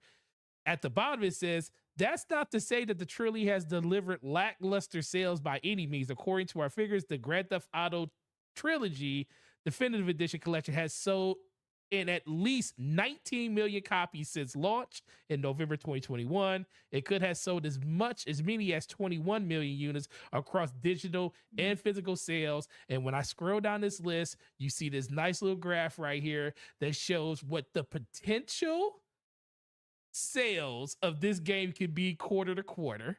Now, this is Grand Theft Auto. We know Grand Theft Auto is a bigger franchise than Red Dead Redemption, but let's be for real. There is a lot of people that did not get a chance to play the original Red Dead. It's not available on PC. It's only available on Xbox 360 and PS3. With PS4 not having backwards compatibility to PS3 because of the cell processor, this is going to be the first time a lot of people will get a chance to even play the original Red Dead. And we already know what Grand Theft Auto did for the Switch when it comes to bringing Grand Theft Auto over there. It's one of the only few mature rated titles that are like that. And this is going to be another game that's going to kind of be in the wheelhouse for people to play in a handheld for in that content. So even if we cut these numbers in half, that game's going to probably still sell 10 to 15 million just on PS3, PS4, and Switch. So, like Slow-Mo said, I tell people you get what you pay for, and we're basically telling Rockstar that this is what we want. Yep. And I made this point at the end. And shout out to Brap and shout out to Game Logic and B Money and everybody that was on and Doc, he was on there too. We made this quote at the very end. A lot of people made fun of all the people that was posting videos and pictures of all the crazy stuff that they saw inside the Grand Theft Auto trilogy. Like, it was all over Twitter. But when you sit back and think about it, those people actually went out and bought that game. So we were laughing at the fact that we saw it, but you weren't thinking like, wait a minute, you actually bought this game to be able to post these screenshots and these videos. I'm not talking about the people that retweeted it and stuff like that. We're talking about the people that actually posted this stuff online. So you actually went out and paid for this, and then you had the nerve to make fun of it. Now, there's nothing wrong with that. You know, Twitter is a place to have fun every once in a while, but that was nothing but engagement. I legit thought those screenshots was coming from like reviewers. No, they were coming from people. People like me and you that bought the game.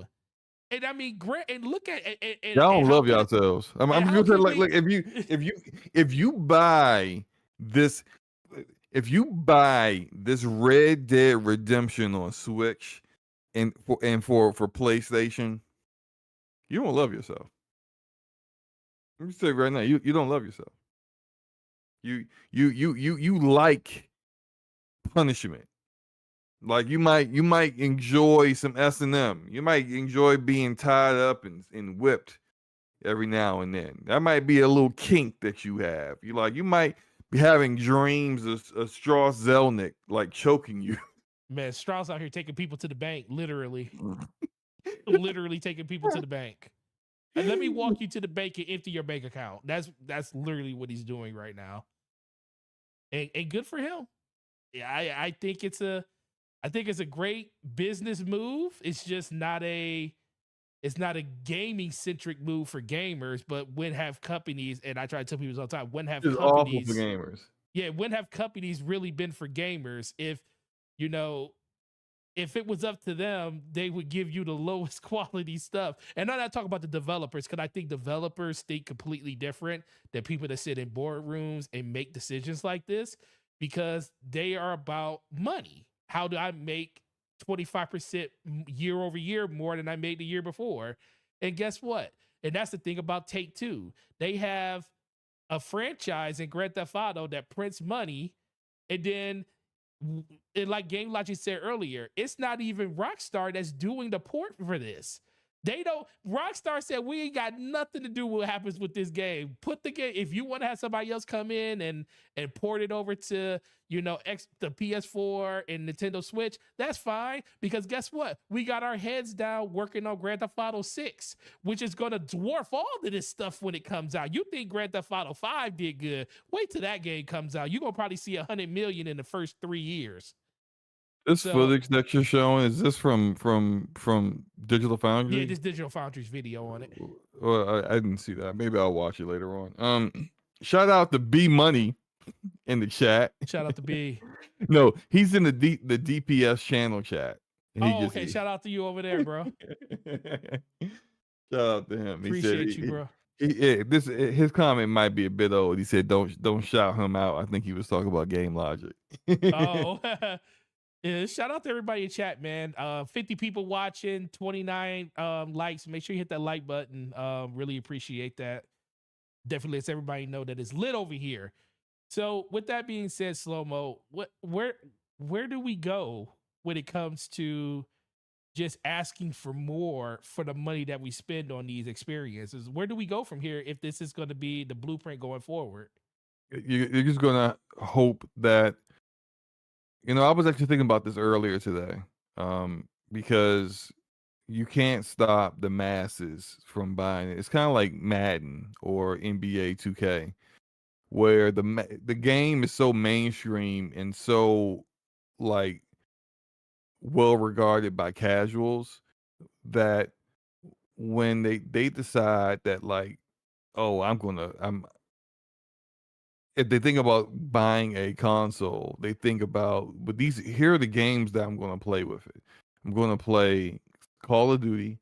I'm gonna play some Madden. I'm gonna play some FIFA, depending. Madden if you're an American. If you're not an American, FIFA. Just substitute Madden with FIFA. You're still Right. giving EA money, right?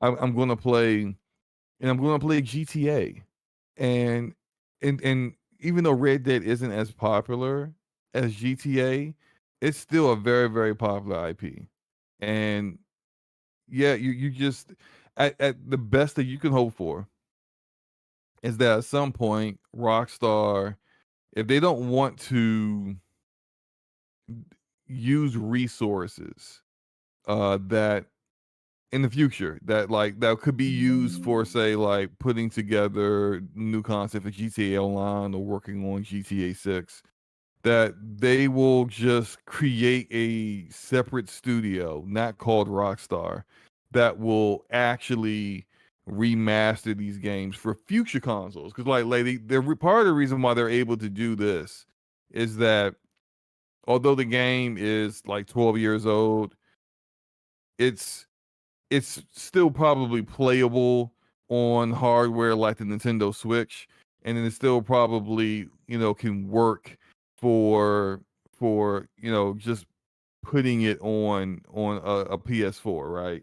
Right. But in the future, when we get up to like PS6, when we get to the next Xbox, when we get to whatever Nintendo's calling this new piece of hardware next year, although that one probably will have no problems playing straight ports like this, it's not going to be acceptable for much longer.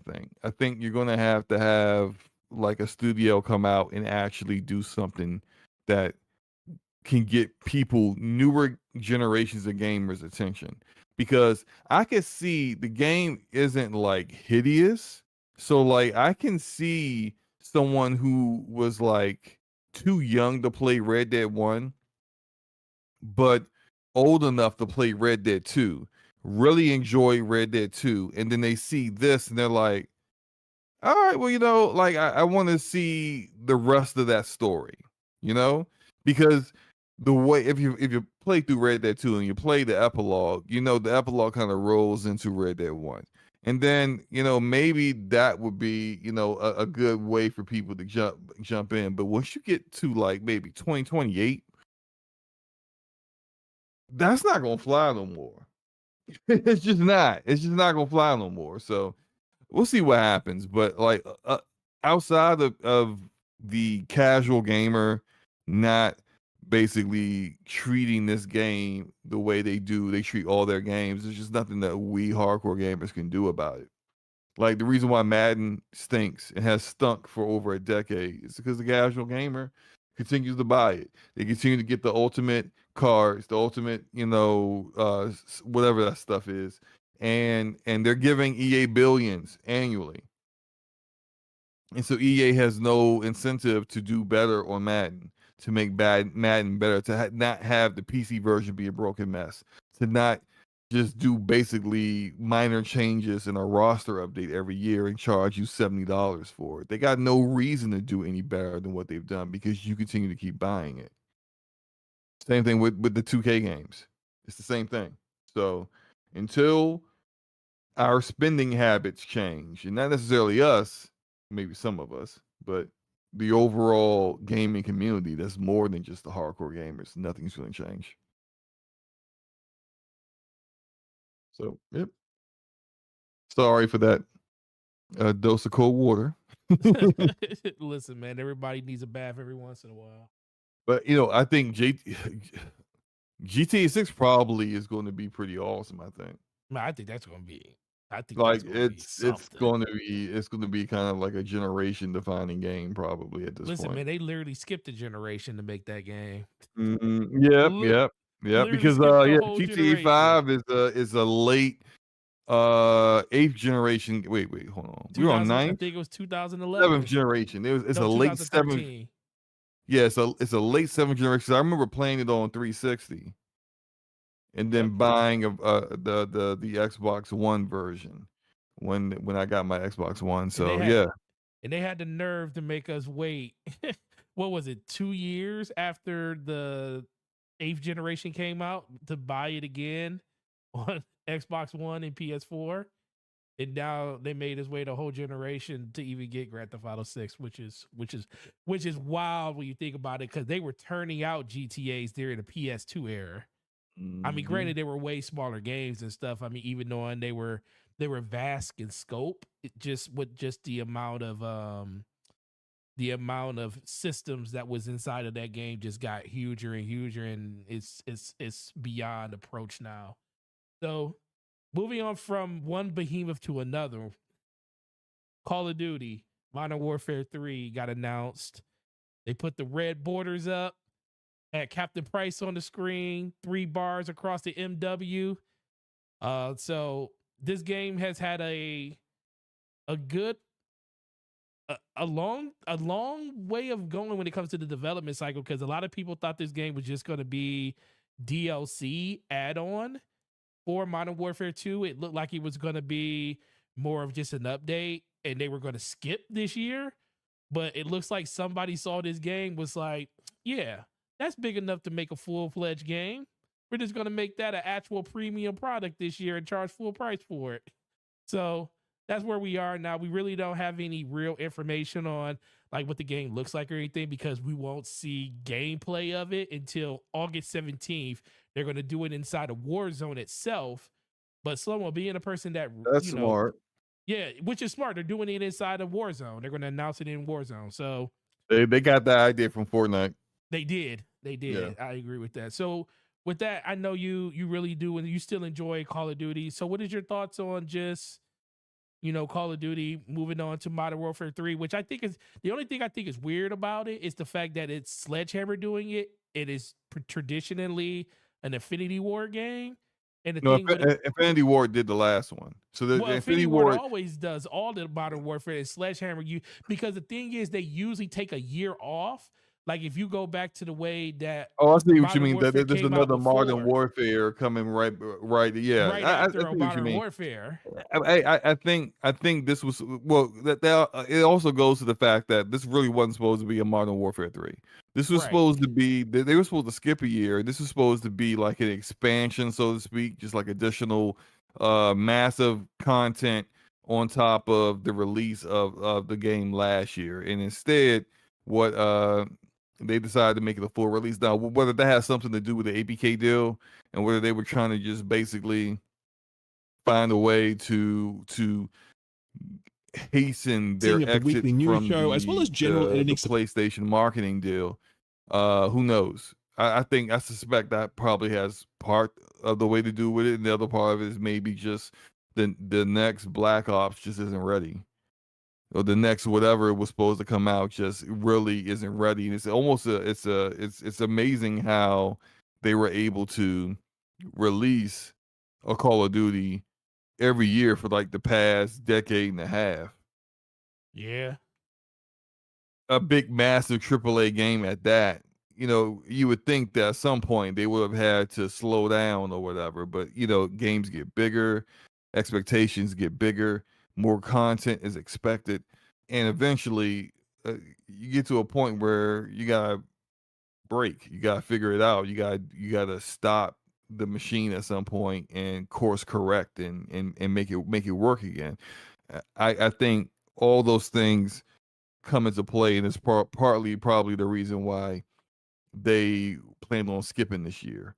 But then, again, this taking basically what was supposed to be expansion work, adding more to it, and then calling it a full release. I think this is also partly why they're saying that your cosmetics and emotes, everything that you did with that you got from the current Modern Warfare 2 will carry over to Modern Warfare 3. That's because it was supposed to carry over. It's all part of the same game. Yeah, It was supposed to be there. But yeah. You get 2 years to level up your character and get that prestige levels. I So mean, I think something that might be a conversation a year or two from now, well, especially after this ABK deal is done, is that so the vast majority of the revenue that they get, I wouldn't say vast, but probably like half of the revenue they generate from Call of Duty comes from Call of Duty Mobile at this point. And then you're getting Warzone, which has more players than traditional Call of Duty with the campaign and the multiplayer. Now I'm of the mind, even though I didn't do the campaign last year, I planned on it and I still haven't done. Maybe I'll make sure I finish the campaign for Modern Warfare 2 before 3 comes out. But I'm more of playing the multiplayer. I'm more into that aspect of it. Give me a small map, give me some TDM, give me give me that kind of gameplay over Warzone and DMZ and stuff like that. But those modes are popular. Warzone is extremely popular. That's where I think the majority of the focus is likely going to be on, and it may be a point in time where they stop caring for the multiplayer and having a multiplayer release as often as like they kind of stop caring for the campaign as much. So the question do is this a test bed Kind for of not see not if they could change annualized, things up. if they could change things up, plus not have a real annualized like full-fledged, because as much as they want to say Yeah, this is a I don't full-fledged game. see. Here's the listen. Now, I said what I said, and then I think that you're still going to have annualized content No, I'm not saying because I think they're gonna have that. I'm thinking, but the the $300 million game, instead of having that, things they that have a look game in the last middle that's year. more a smaller version that just continues what you did from the year before. So so the Call of Duty that you get, that's the real mainline game, is the one you're gonna be playing for like a 2-year period, and then they give you something smaller that adds to that story but continues your multiplayer progress for the next year. It basically gives like the overall Call of Duty, like overall game, a complete I 2 don't years I don't off. think I don't think I don't think they've thought of it that way. I don't think they believe that this is a test bed for what they may do in the future. I think this is made of like a one-off thing. I don't Okay. think they really want to change the machine that much. Because you got to take into account that Modern Warfare 2, despite how a lot of the COD community thinks it's an awful Call of Duty game, sold more and broke more records than anything. Like this game did amazing for them. More than likely, Modern Warfare 3 that comes out this year is going to do the same thing. They hated Vanguard, but Vanguard sold great. It did. So It I did. I don't think that they want to give up that kind of money. No, Like they don't. Microsoft acquisition or not, I don't think they want to mess up the machine. Now, yeah, Call of Duty Mobile generates the bulk of the money, and Warzone is more popular, but that's still like you have all that stuff and then new guns and weapons that go into Warzone and all this other stuff tied into the new release, annual release. The reason why people who play Warzone almost exclusively still buy the game is because there's content from the actual game that they can use in Warzone and they don't want to be Right. left out. So you're going to always have those tie-ins. I think that kind of going back on what I was just had an idea about just 5 minutes ago. They can't really. I'm not saying they can't afford to. They can afford to, but you make those kind of numbers, you of course you just keep it rolling, and almost like what we just previously talked about with Rockstar and with EA and with Take Two with 2K games. When you make so much money on an annual basis off these games, yeah, you could stop the train to truly make an innovative experience that takes the game design, flips it on its head, makes a really quality, true sequel to what you're doing. But why?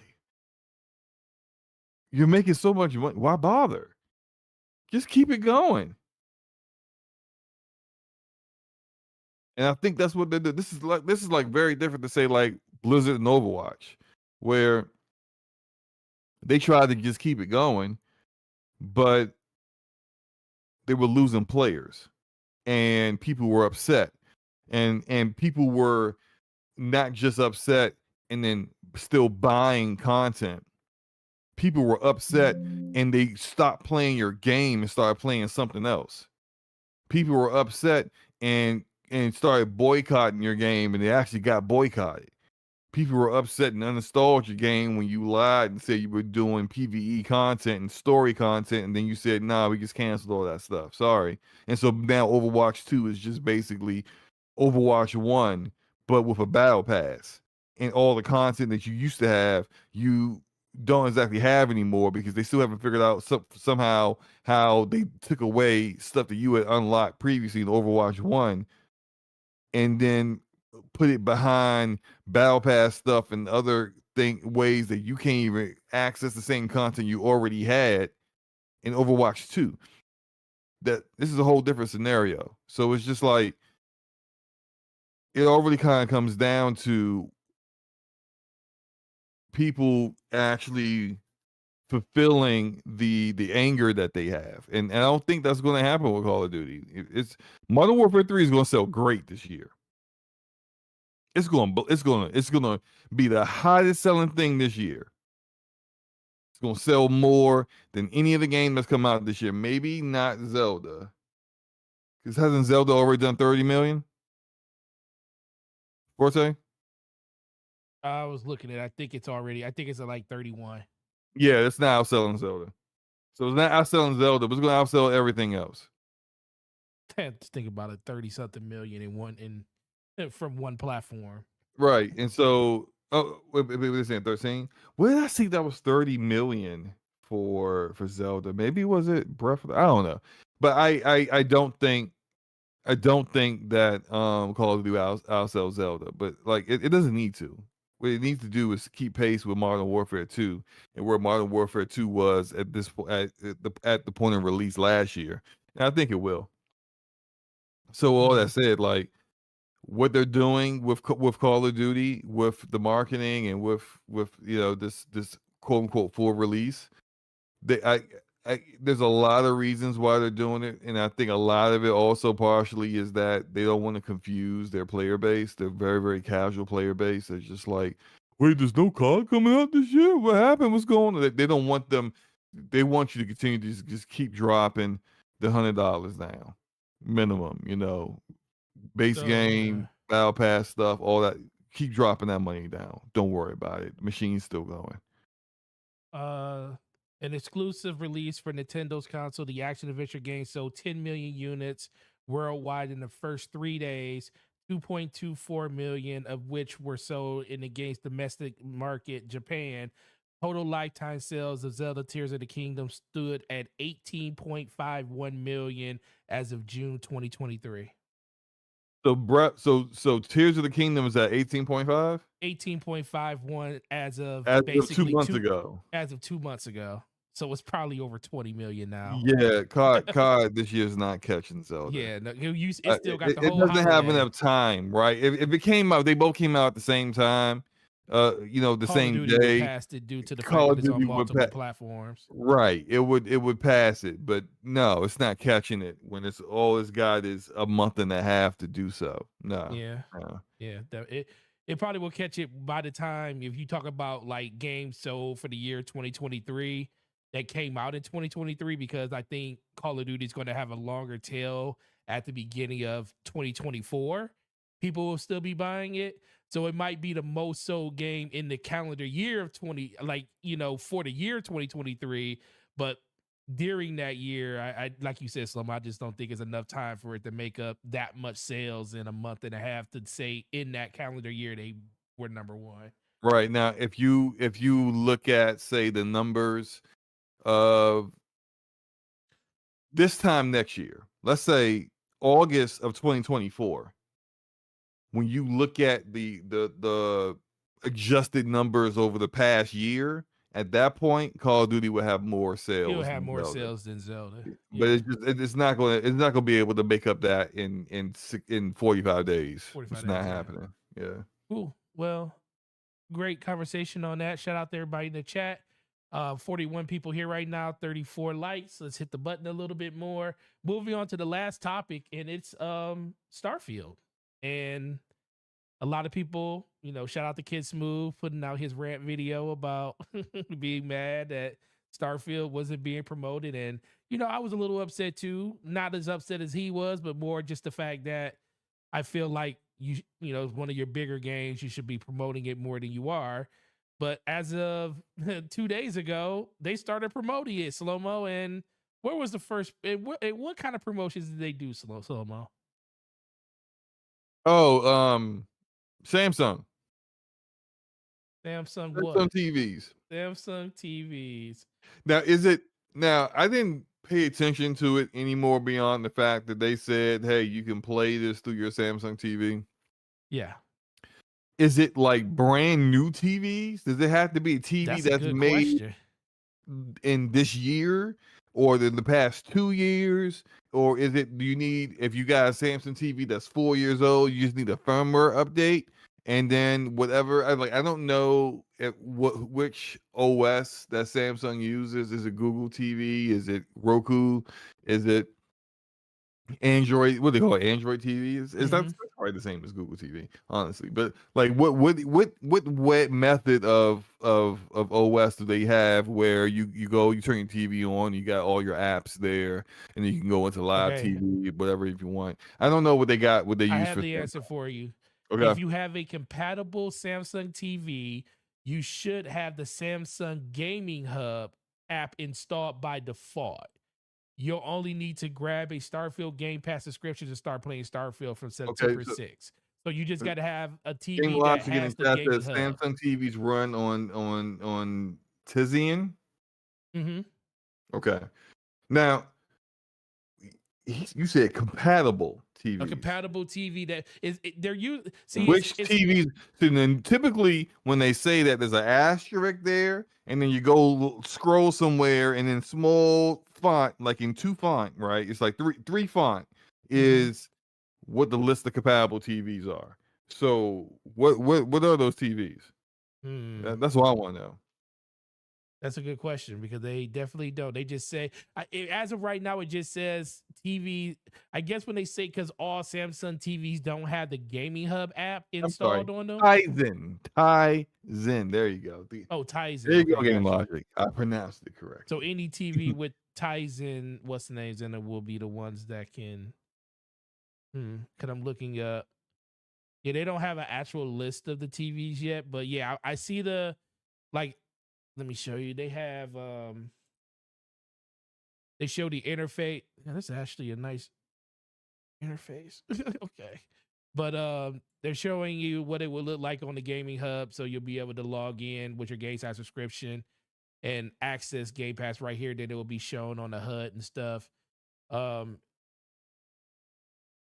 see GameStop officially launched well wait. The Samsung Gaming Hub officially launched on select TV starting June 30th, 2020. So as of a year ago.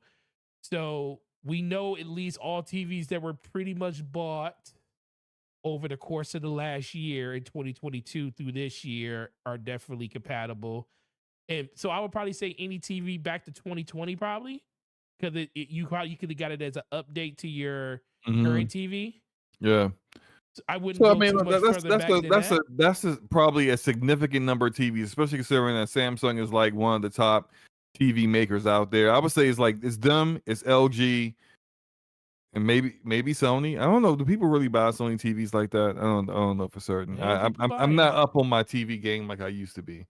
But I know Samsung is still very popular. Regardless of that, who wants to play? Raise your hand if you want to play Starfield through your TV.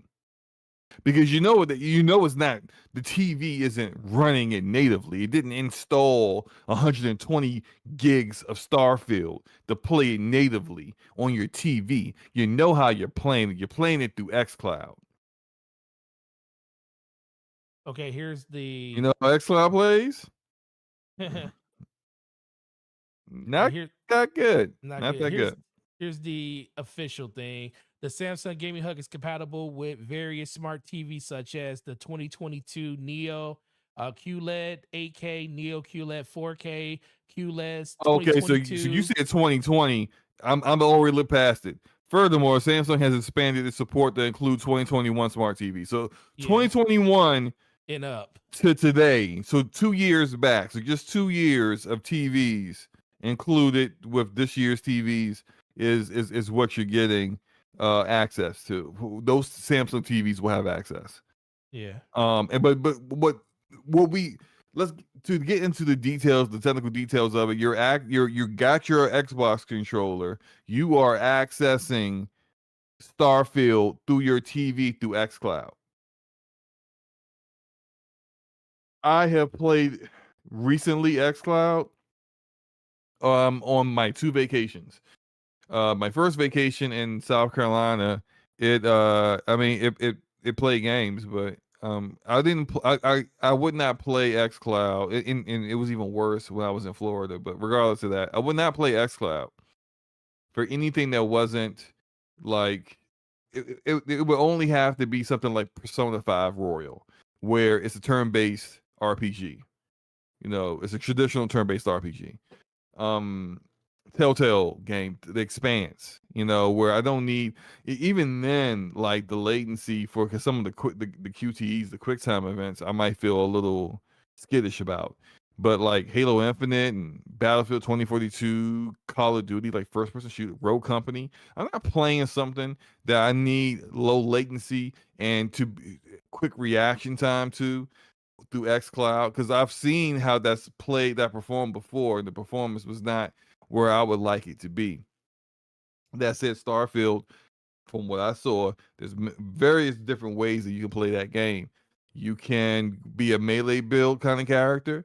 You can be more you could have other methods of accomplishing goals that aren't quite about shooting, but they absolutely showed people using thrusters and jumping over enemies and shooting, and it's clearly got that kind of focus for combat. I'm not playing that kind of game on xCloud. So forget the fact that it's playing on the Samsung TV. Forget all that. I'm not playing it on xCloud because you're still playing on xCloud. Whether it's a Samsung TV, whether it is your monitor on your PC as you pull up Google Chrome or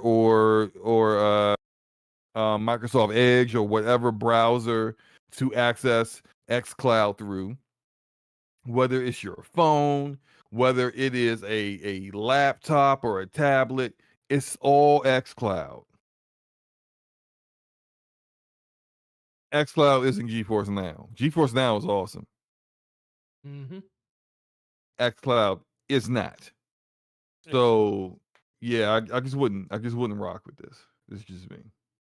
Nah, I'm with you. I will tell you that I think a lot of people are looking from this a little backwards. I think it's more about the data point than anything. Most people that are going to play Starfield aren't going to use they're not going to use this method. I can see somebody probably trying to show off if they do have one of these newer TVs or a TV that can do this. Say, hey, dude, I can actually play Xbox games directly through my TV without a console. And I can even see myself booting it up and showing somebody that that's something I could do, but it wouldn't be the way I would play. I see this more as, a lot of people, there are some people that will more than likely do this, and then they'll probably enjoy the game enough to the point where it's like, yeah, I don't like the input latency. I need to go out and buy a console. Or maybe they have a good enough PC where they never thought about, playing games on it, but they'll go look up to see like, hey, can I get my PC run this? And maybe they'll buy it on PC or something like that. I think it's more of just, because I don't think streaming is in a place where people will actually enjoy it no matter what platform. And I do know Nvidia GeForce as of right now is by far the best solution we have for that. But even that's not good enough, honestly.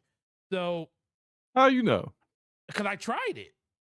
When did you play? You tried G4? Yeah, I Which tried tier? That's a good question. How many tiers do they have? I don't know. I didn't know they They had got 3 tiers. tiers. I didn't know So they had tiers. the base tier it will get you, and I think that might be free. I can't remember. Or no, I can't remember what the base tier Well, cost because I I didn't do know it. it wasn't free But because they gave us it was a while ago, but they gave us access. They gave us like a free like 6-month trial to it. I don't know what tier it was at, because that's why I didn't know it was tier. I just thought I knew it was paid, so I don't know what okay, tier I was on. I'll tell you what the middle tier is like $10 a month, Okay. and it gives you access to I think the no I think it's 1080p 60 frames per second. I don't I don't know that I don't think they list the kind of GPU that you're accessing in the cloud. But they did say that you're guaranteed 1080p 60 FPS. Now the base tier gives you like 720p 60 Well, it FPS. definitely wasn't 720p. I Okay. will. So it had to be Okay. the middle tier and Now not the yeah. top tier is what I have, and I'm probably going to unsubscribe from it after this month because I only my idea of using cloud, because I work from home, so I don't really need it too often. But my Right. idea is that like when I go on vacation, if I'm going out of town, I will resubscribe to it, and then I'll spend that $20 for access to that kind of technology, and then I'll just unsubscribe because I have no need to play the to spend $20 a month when I'm playing primarily my games natively, at home. But because I went on vacation in June and I went on vacation last month, I decided to kind of keep it for the next the last 2 months. But at the top tier, you have access to a 4080 in the cloud, and Oh then wow. if there's too much capacity and they can't give you a 4080, you'll get 3080. Okay. But I always have 4080. Does it And I was actually able show to it? tell because the games I would play, I would go into the settings and see like some of them would tell you which GPU you're using. And not even that, there's like GeForce Now Shadow Play available through GeForce Now. And then I'm sorry, GeForce Experience Shadow Plays is available through GeForce Now, and then you can actually pull that up, and a little icon will come up that will show you your statistics, and it'll say you which GPU you're currently accessing. I always had the 4080. I think maybe only one day I had a 3080. Okay. So for the most part, and I'm talking about like playing Fortnite at max everything. Okay. Which that's like with the nanite maxed out, with the lumen maxed out, and I'm still getting over 100 frames per second. So what is your overall That's your access to input? DLSS 3 frame generation. So what's your input on that? We mean Your how am I latency. playing it? No, your latency. They showed your like a measurement of your latency there, but I mean from what I felt like it was great. That's what I'm saying. You play shooter, so if you're playing Yeah, it was Fortnite, great. Yeah. you'll I notice it. played Battlefield 2042 on it. Oh shoot. Sorry, not Okay. Battlefield. Yeah, I played that. Was it Battlefield? I play. I can't remember because I don't think Battlefield's available. It's available through Steam, I think, but not for me because I got it through EA access. You got That it through that EA launches access. that day. I can't remember which shooter I played. I played the shooter on it, and I was Okay, surprised. I But believe you. like no, the Division 2 played great on it. Fortnite plays great on it. Um, every shooter I played on it was fine. And of course, it's not quite as good as native, but it's very, very good. It's the best I've experienced with a. So so Game Logic says $20 is 480 plus ray tracing up to 8 hours, max 4K 120. Yes. Yeah. So I take it, so you could play, is it like playtime sessions where you, like he says, up to 8 hours at I that think the tier? 8 hours is after 8 hours, you don't get access to the 4080 anymore. You would then have to go down to the 3080. It's basically so that you're basically, if you're basically up to 8 hours renting that 4080 to get the best performance you can. Right. And Game Logic is Okay. right. So that free bottom tier I talked about that was 720p. That's free. That is free. That's what I was thinking. But you basically are waiting for available resources to play. Oh shoot, that's terrible. Right. Now, Okay. the $10 tier, the middle tier, that's 1080p 60, which honestly, I probably could have did that for my vacation because I was using on my first vacation in June, I played it through the laptop monitor that I have on my laptop, which is 1080p. So, and it's a 60 hertz monitor, so I'm not seeing more than that anyway, right? So I really, even though I could see the frame rate counter and see the level of performance I was getting with a 4080, that wasn't being actually seen by my eyes. That's just what the frame rate counter was telling me, the kind of performance I was getting. Right. Okay. The $20 tier with the 48. Now, again, with the ray tracing on, like I'm saying, Fortnite is absolutely beautiful with ray tracing on the lumen and the nanite, all that, everything completely maxed out on a 4080. It ain't a 4090, but it gets the job done. Right. And I still had it at 1080p because my monitor is 1080p. So I just maxed everything else out. It looked great. But it's just, you don't really need it. Got you. And I know we got deep in the weeds here on this, but this is the whole point of reason why I'm even bringing up GeForce Now and we talking about this whole side tangent is that GeForce Now is way better than xCloud. And I literally did. Let me find the tweet where I talked about it because I actually discussed this on Twitter, and I thought about doing a video for it, but I couldn't figure out how to record gameplay for both.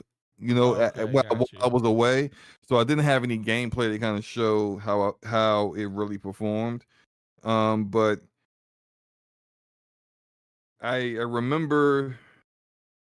So I said like Night 2 with GeForce Now was good, but there are still games I'm currently playing that aren't available. So I did some xCloud as well. So that's the reason why I did xCloud, because the one weakness of GeForce Now is that you don't have access to your entire library. And they only have like a total, the last time I looked at it, it was like a total of like 860 games available on GeForce Now. That 800 plus, I only had access to like 80. And these are games that I own. So the way it works is that you don't, just because you subscribe to GeForce Now, you don't have, it's not Game Pass where you have access to like 400 games.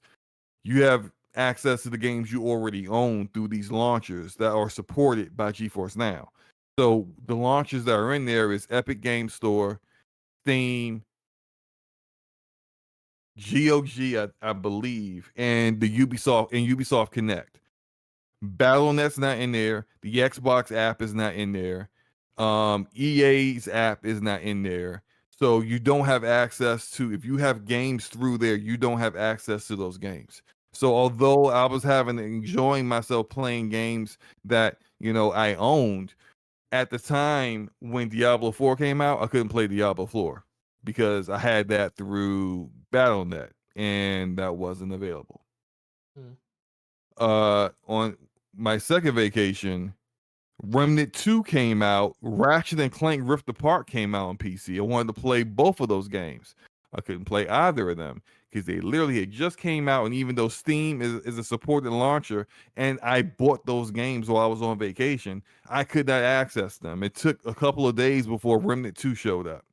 That was like on my last day of vacation.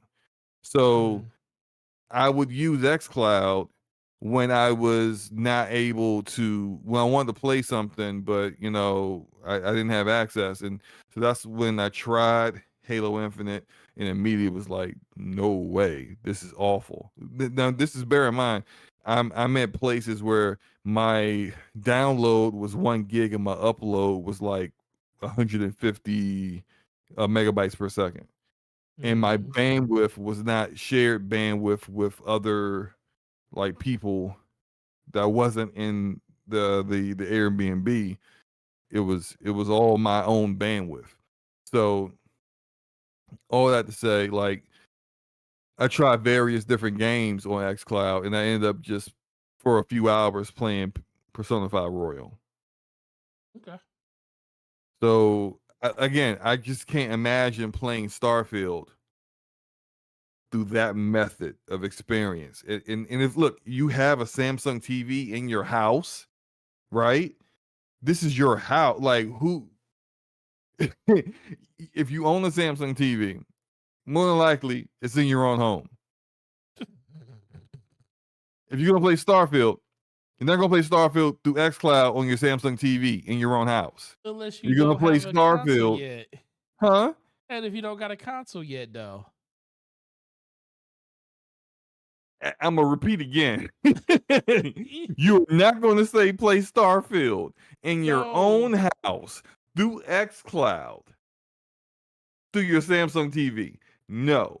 Listen, there will be Do you some. know also well, let me double check it. I believe xCloud is still just 720p, even though they got Xbox Series X server blades in there now. I do not think they've increased the resolution, but I'm gonna double check it.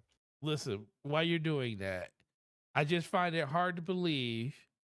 Yes, if you have the option between your Samsung TV, your Xbox, either Xbox. Okay, it has gone up. It's now 1080p resolution, Okay, 60 frames per second. Okay. But you have a 4K Samsung OLED. Okay. You gonna play Starfield at 1080p? Listen.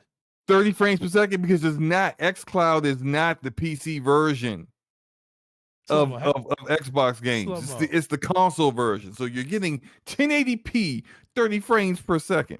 Slow-mo. What? Listen. What? Let's not act like Forte. at some point. Well, listen, hold on. Play Starfield. Hold on. First of all, do you own a Samsung TV? No. Okay. I have Sony TV. Okay. So you couldn't do this, right? But if you could, right? Let's say you had a Samsung TV in your house. Yeah. You bought last year. Yes. It's an amazing 4K OLED. Uh-huh.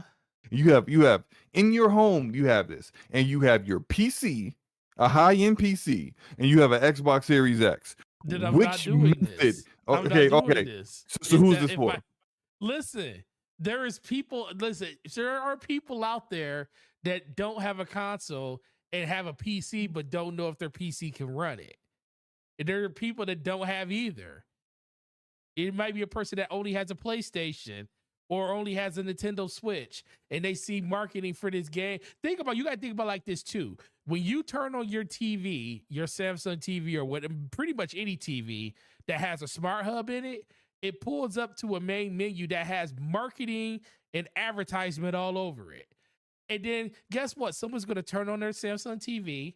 There's going to be a nice little picture on the front screen that's going to say Starfield, play now without a console. And these would be the people that's like, what the heck is a Starfield? No, they are. I guarantee you they are. But they're going to go over to it. They're going to see it. It's going to be there. They don't know it. No. Look, I turn on all my TVs. Hold on. I turn on all my TVs. And they all have the little advertisements and stuff when I first turn them on.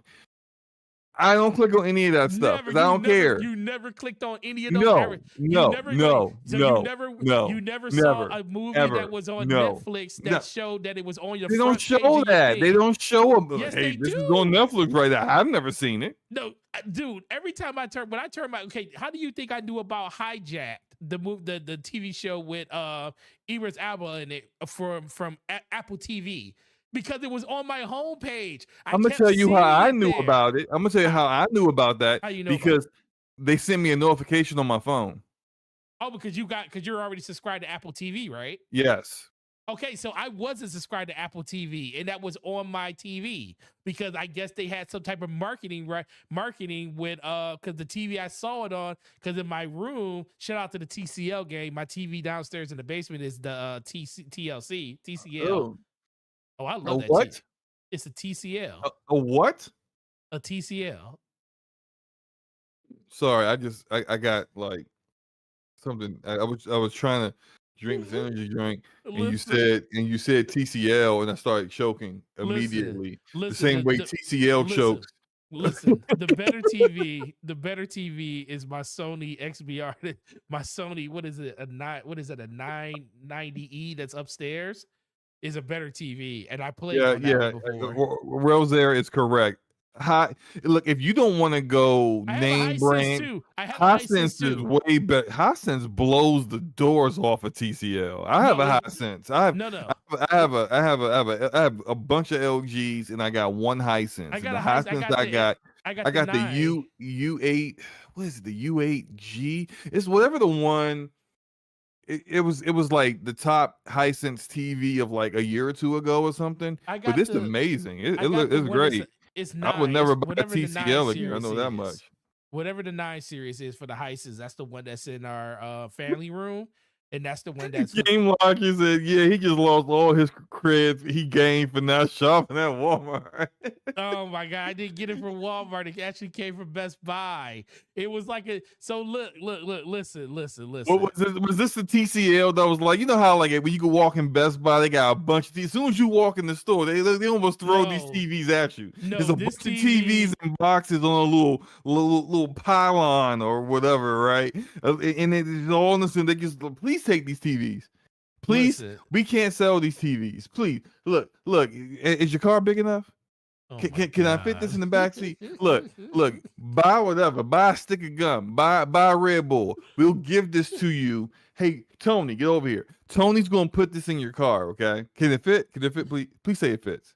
Like that's how they feel about TCL. TCL is the first. Every time I go into a Best Buy, it's the first thing I see is TCL. I mean, good grief, that and Insignia, but I think that's because Best Buy owns Insignia, and therefore they push that harder than anything else because it's their own brand of TV, which is weird to me. But yeah, Insignia and TCL all over the place. I'm like, hey, can I see your LGs? They just be like, Listen, over there. I researched. Listen, I researched that TCL. What was it? 20. That was 2019 or 20. It might have been 2019 or 20. Yeah, 2019 when I got it. It was the number one rated TV. Stop on it. Ratings.com for video games. Ratings.com had TCL number one rated TV what year? Yes. 2019. 20, all right, I'm gonna look it up, but Yes. I doubt it, right? But Okay. Game Logic saying you probably have to step around them to get in and out of the store. And I just had like a vision of you trying to leave a Best Buy and they literally clipping you up with a box of a TCL. Like you're trying to walk out the door and they just slide that TCL TV to clip you up to force you to fall over it. Just like, here, take it. It's yours now. You touched it, you broke it. It's yours. Get it out of here. Like they can't sell them things. They can't. My mom bought a TCL and I was like, hey, look, my mom is 80 years old. She don't know none of this stuff, right? So for her, all right, cool. You got a TCL. Just, be prepared that you might in 3 years need to replace this. No, I didn't have the TV for longer than that. No, I'm just saying, but no, I know people who bought TCLs have had the issue of there's the just like kind of losing the panel lottery where the panel you start to get like dead pixels and the lines, the lines going up and down. I know of someone who had TCL and something was wrong with the actual socket that you plug the power cable into on the TV. So they kept having to like unplug it and replug it, unplug it and replug it like over and over again until it finally would turn on. So yeah, like TCL, not the best. Not the best. Stop it. Making fun of my TV purchases. Hey, you make fun of your TV purchases, sir. Because you did that. I didn't have OLED money back then. I didn't have OLED money. I spent what did I spend for that? $650 for that TV? Oh, was your TV $500? No, say it was $699. I think that was like okay, so Game Logic is. I'm being reminded because I remember Luca talking about this TV. I remember for a while TCL had like a TV that like every tech tuber was like this is great. actually a pretty good TV. You know, it was like $500 or something. Yeah. No, it was $6.99. I got it for $6.50 because it was $50 off. I bought it at Best Buy. So they had a flash in the pan, one good TV, and then ever since then it's been downhill. Well, it could have been bad ever since then, but no, that TV, dude. I'm trying to tell you, it was right when I bought it to go because I had just bought my Series X probably the year before. Does it have VR? I don't think was VR even out. It wasn't even out yet. Yet. But yeah, you can make fun of my purchases. But I'm just saying, you don't play games on that, do you? I did before I moved into this house, but I don't anymore. Oh, actually, I take that back. My PlayStation's hooked up to it right now. Why would you do that to you? Did you just throw up in your mouth? Okay, so you played God of War Ragnarok on that? Wait, hold up. You are literally what King David was talking about people playing PS5 games on a TCL, and you literally did it. You literally did that yourself, man. Guess what? And that's why I didn't make fun of those people while they doing it, because I want that part of the TCL game. So you gonna play Spider-Man 2 on that? Yep. You better not. Oh my God. I'm about to send you a TV. I'm about to send you a Hisense right now. No, you cannot. I have the HD. I have the H9G upstairs. Stop. You cannot play Spider-Man 2 on that TCL. I refuse to hear this. You do not do it. Don't you say you got a nice Sony? Yeah, I got a Sony. Is a Sony in our family room, and in the living room we got the Hisense. Unhook that PlayStation H9G. And put it in your family room with your Sony. No, my surround sound system's down there over there with my TCL gang. Let's go. You have a surround sound system hooked up to a TCL. Oh, dude, I got a clip. It's like putting rims on a Hyundai Elantra. Like, what are you doing? Listen, I got a 7.2.4 system hooked up to that thing. Ooh, all clip speakers with a Denon receiver. Oh my God! The receiver costs as much as the TV almost. I cannot. I can't believe you hooked your PS5 up to that TCL.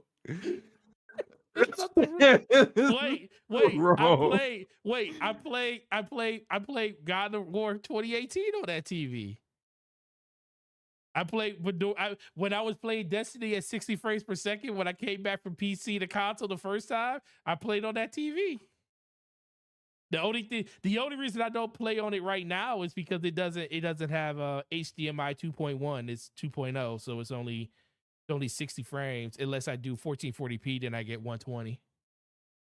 But don't the consoles don't? Well, PlayStation does allow 1440p now. It does, but Xbox always. But back when you were playing those games, it didn't do 1440p. I was 4K, whatever the resolution it was stuck at. I mean, whatever the frame rate it was stuck at back then. Shut up, Slow-Mo. Don't tell me to shut up. You need to shut up. You need to cut it out. No, I'm saying, move. Please, just don't play Spider-Man 2 on that TCL. It don't deserve. I'm gonna take a picture of Spider-Man 2 on that TCL the day it comes out. Go try Slow-Mo. You'll be disgusted. No, Game Logic. I have been really close to upgrading to a C2. Because I have a micro sitting next to me. They're $1,200 right now. Look, that's where. You get one for $1,000 if you go with the 55-inch. I actually feel like high quality TV. I'll spend more for a high quality TV than I will on my GPU. Oh yeah, easily because the TV. Just because I don't think GPUs should be, because TVs have a multitude of uses, right? Gaming, sports, movies with the family, whatever, right? Mm-hmm. My best TV. I moved my PS5 from my office where I have it hooked up to my Gigabyte M28U, which is a 4K 1440 144 hertz monitor, and so games look great on that. But if I wanted to see it with like a great HDR and great and VR and all that stuff, I put it over where my LG is. Mm. And I'll move it over there. I also have the Hisense in the family room where I could play games there too. And the Hisense I got there is really great too. But it's just, yeah, like I'm not gonna play my games on a it's just like, what's the purpose of having it if the display can't display it in the best, manner, you know? See, Erodimus, he said the problem is the TCL is 14's gaming TC, and the Hisense is Slow-Mo's main TV. What? He said that Hisense is your main TV. Who said that? That's what Erodimus said. Rodimus, no. This is not my main TV. Listen, nothing wrong with having. I But have the but one. the Hisense we have is great. It's like I gotta look up the model I have again, the but it's like Hisense HG. U8, the I have the U8 I have the something. HG. I have the H9G upstairs. That's in the. Maybe the U is the wrong. I can't remember what they're because you know how like all these different TVs they have like a hierarchy of like what is the highest model of that year. Whatever the highest model was for Hisense 2 years ago is what I have. So if it's H something 8G or whatever it is, I can't remember. I have to look it up. But that's what I have. So it's a really good TV. It's not as good as my LG, but it's a really good TV. I have here. I just sent you a picture of the receipt for the Hisense that's upstairs, so you can leave me alone. I could use that TV downstairs, but my wife won't let me bring it in the basement. I thought you had a 4090 or a 4080. No, Logic, I have a 40. I said I access the 4080 through GeForce Now. My PC has a 3080 Ti Founders Edition.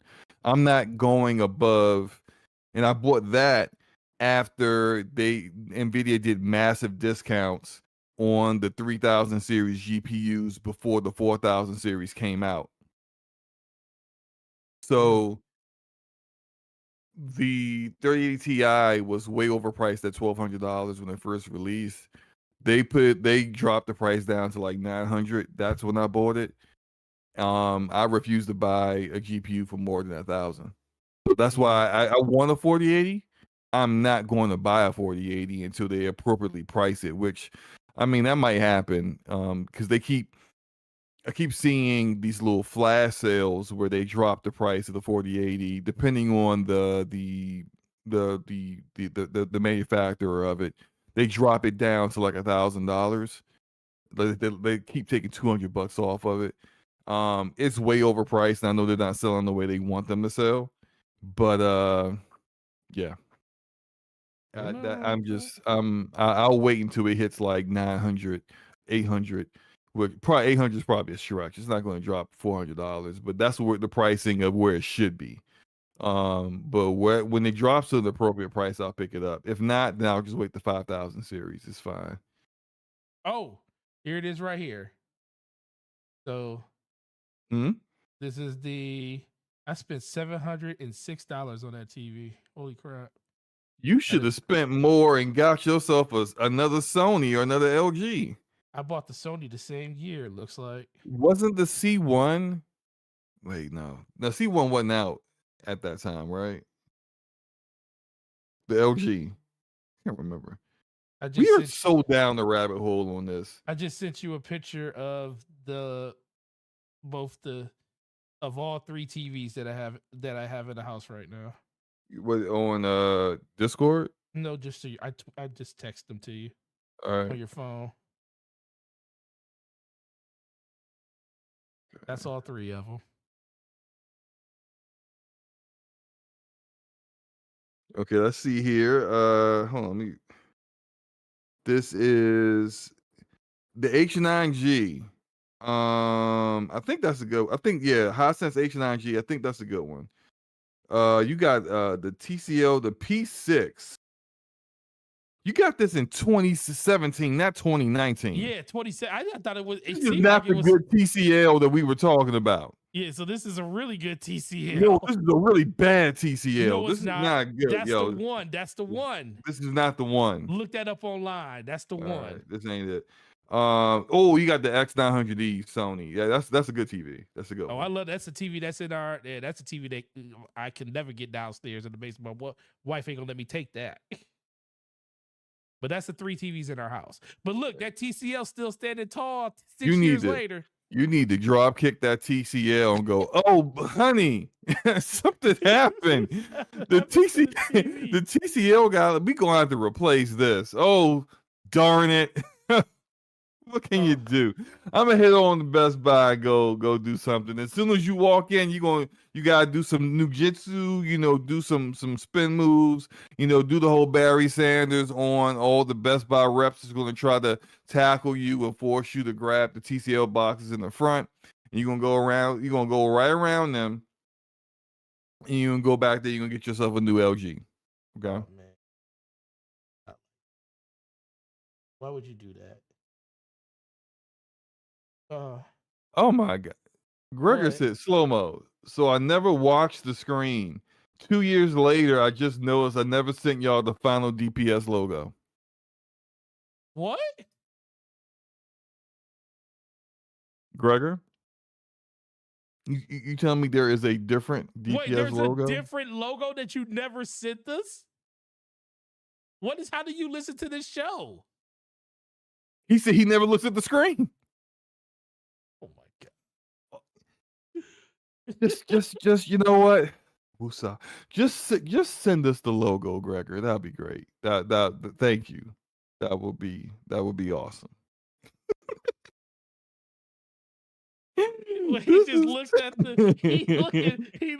bet he probably just had culture shock. He looked at it. He's like, what is that? Do you still have it? Do you still have it? Oh man, that ain't the logo. That's not the final logo I made. Oh my gosh. All right. Just send us the logo, Gregor. Thank you. Here, I'm sending you. Here, I'm DMing you this. This is the What is this? This is the thing for my TV. This is the ratings.com breakdown of my TV that I looked at. That made Why are you trying to sell me on this trash TCL? Yo, let me end the show, man. No, look at it. No, I'm not looking at it. No, It's not a great TV. Do not put. No one cares. I'll put it on the screen. Look, here we go. This is the TV I have, guys. 2017. It sucks for movies, but it's great for video games. It sucks for movies. It sucks for the majority reason why you would want this TV. It sucks at it. Who cares? It could be a good PC monitor. Look, the highest score on here is video game. It's like 8.5. TCL is a great TV for gaming. Its input lag is excellent. It produces very little motion blur, gives a clear image free of annoying trails. So let's go. How much is this TV on Amazon now? You probably can't even buy it. Yeah, delisted.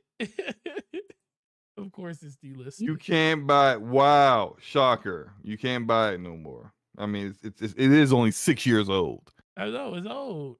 Stop it. Calm down. See, look. Hey, here's the TV. It sucks at movies, sucks at sports, sucks at TV shows, sucks at everything. But guess what? The input latency is really decent. So it's decent for games. The TCL P607P series is a very good HDR TV with better than average picture quality. Thanks to its deep black, it has local dimming to enhance its contrast. It is packed with HDR features such as a large color volume and high brightness. It also has low motion blur and input lag, making it a versatile choice suitable for sports and video games as well. Unfortunately, though, its picture quality degrades very rapidly when viewed from other angles, and the overall picture universe is better. Offers the same performance quality, but in a different remote. See, listen, let's go. I love this TV. I love it. It still works. Look, I'm glad it still works. Still I'm works. glad you love that TV. You know, this is wild because I was just talking about He this. says Dorian Gray said, "Clip this and someone send it to King David." King gonna get me. He's not gonna have to He watch should, as he IOP. should. He should murder you for this. Not literally, but still. But no, you know, here's the wild thing, right? Um, um, so in my daughter's room, we were looking to get a TV, and my mom was looking to get rid of an old TV. So like long time ago. This is like back before I even got married. Okay, you're showing the wrong screen, man. Oh, I'm showing what's the name?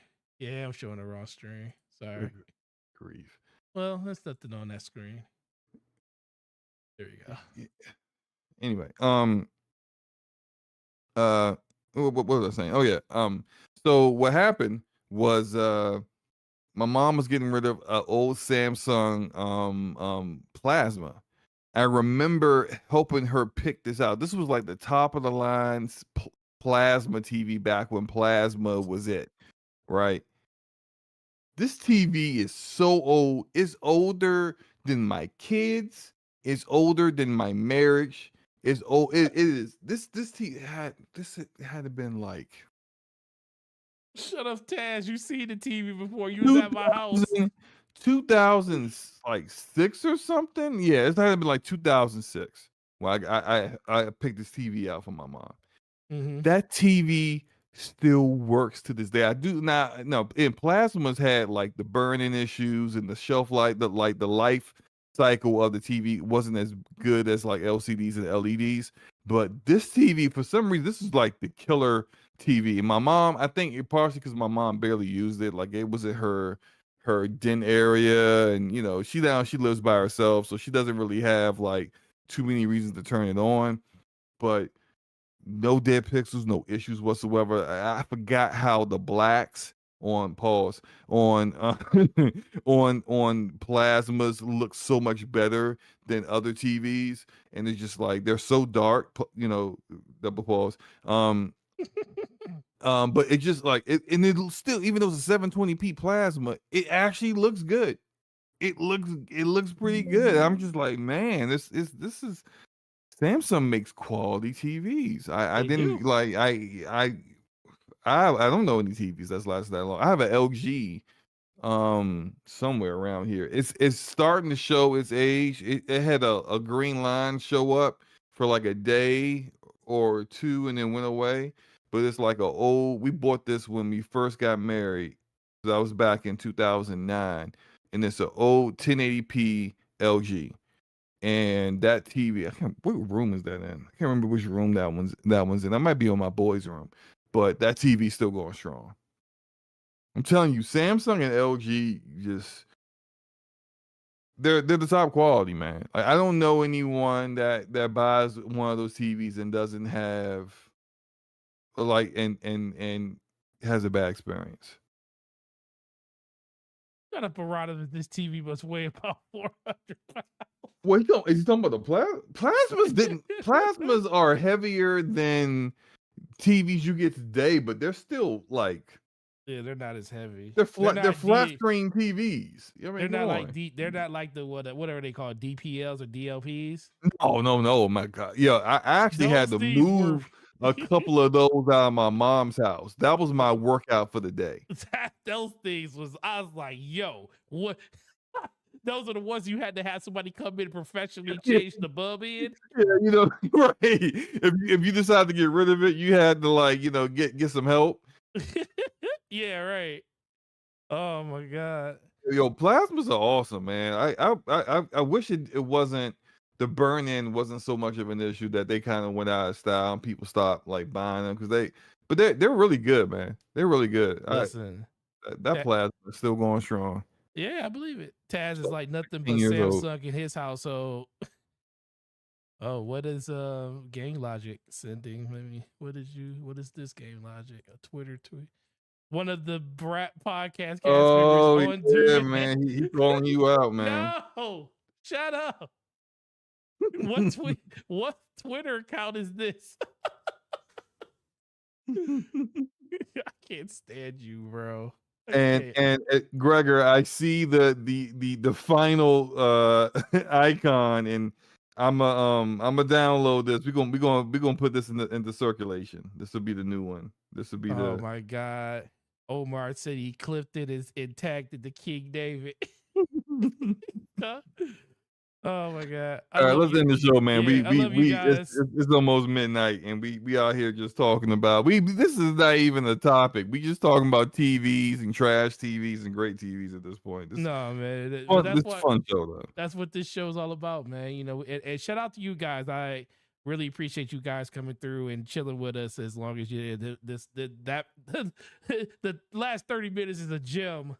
But you guys, slow mo, let everybody know where they can find you and what you got going on in your channel, and you can read your channel members if you got them. Yeah, I'll get the channel members in a moment. You guys can find me, of course, on the Slow Mo Backslap channel.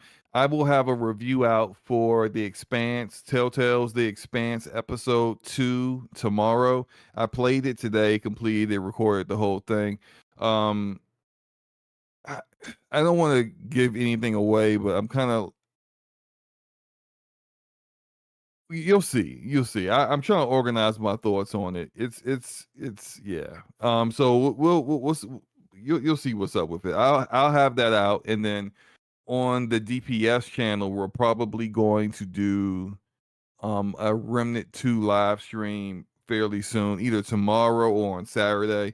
If not that, B Money is supposed to be playing some Battlefield 2042 with us, so I might stream that on the DPS channel on Saturday. We'll see. But my channel members are shout out to Vay Babe, Donnell Brown, DexFlex27, Dragonheart Yobi, Enrique, Hargi Shani, Troop Serum, Arodimus, Ramon Terrell, aka what's this Ramon's hallmark name? What did we say it was like Trent, like something I can't remember. Whatever. He got, yeah. Shout out to Ramon. Homie One Kenobi, Gaming Forte, Corey Hale, Stardust Cicero, and that guy Smitty. Shout out to categorically with that with the tweet. It's probably going to bury me by tomorrow morning when everybody wakes up and sees it. Well, first of all, appreciate you, Slow Mo, for coming through, making it a very great and energetic afternoon, night, and everything. So appreciate that. Shout out to everybody in the chat once again. You guys have been amazing, and we really appreciate it.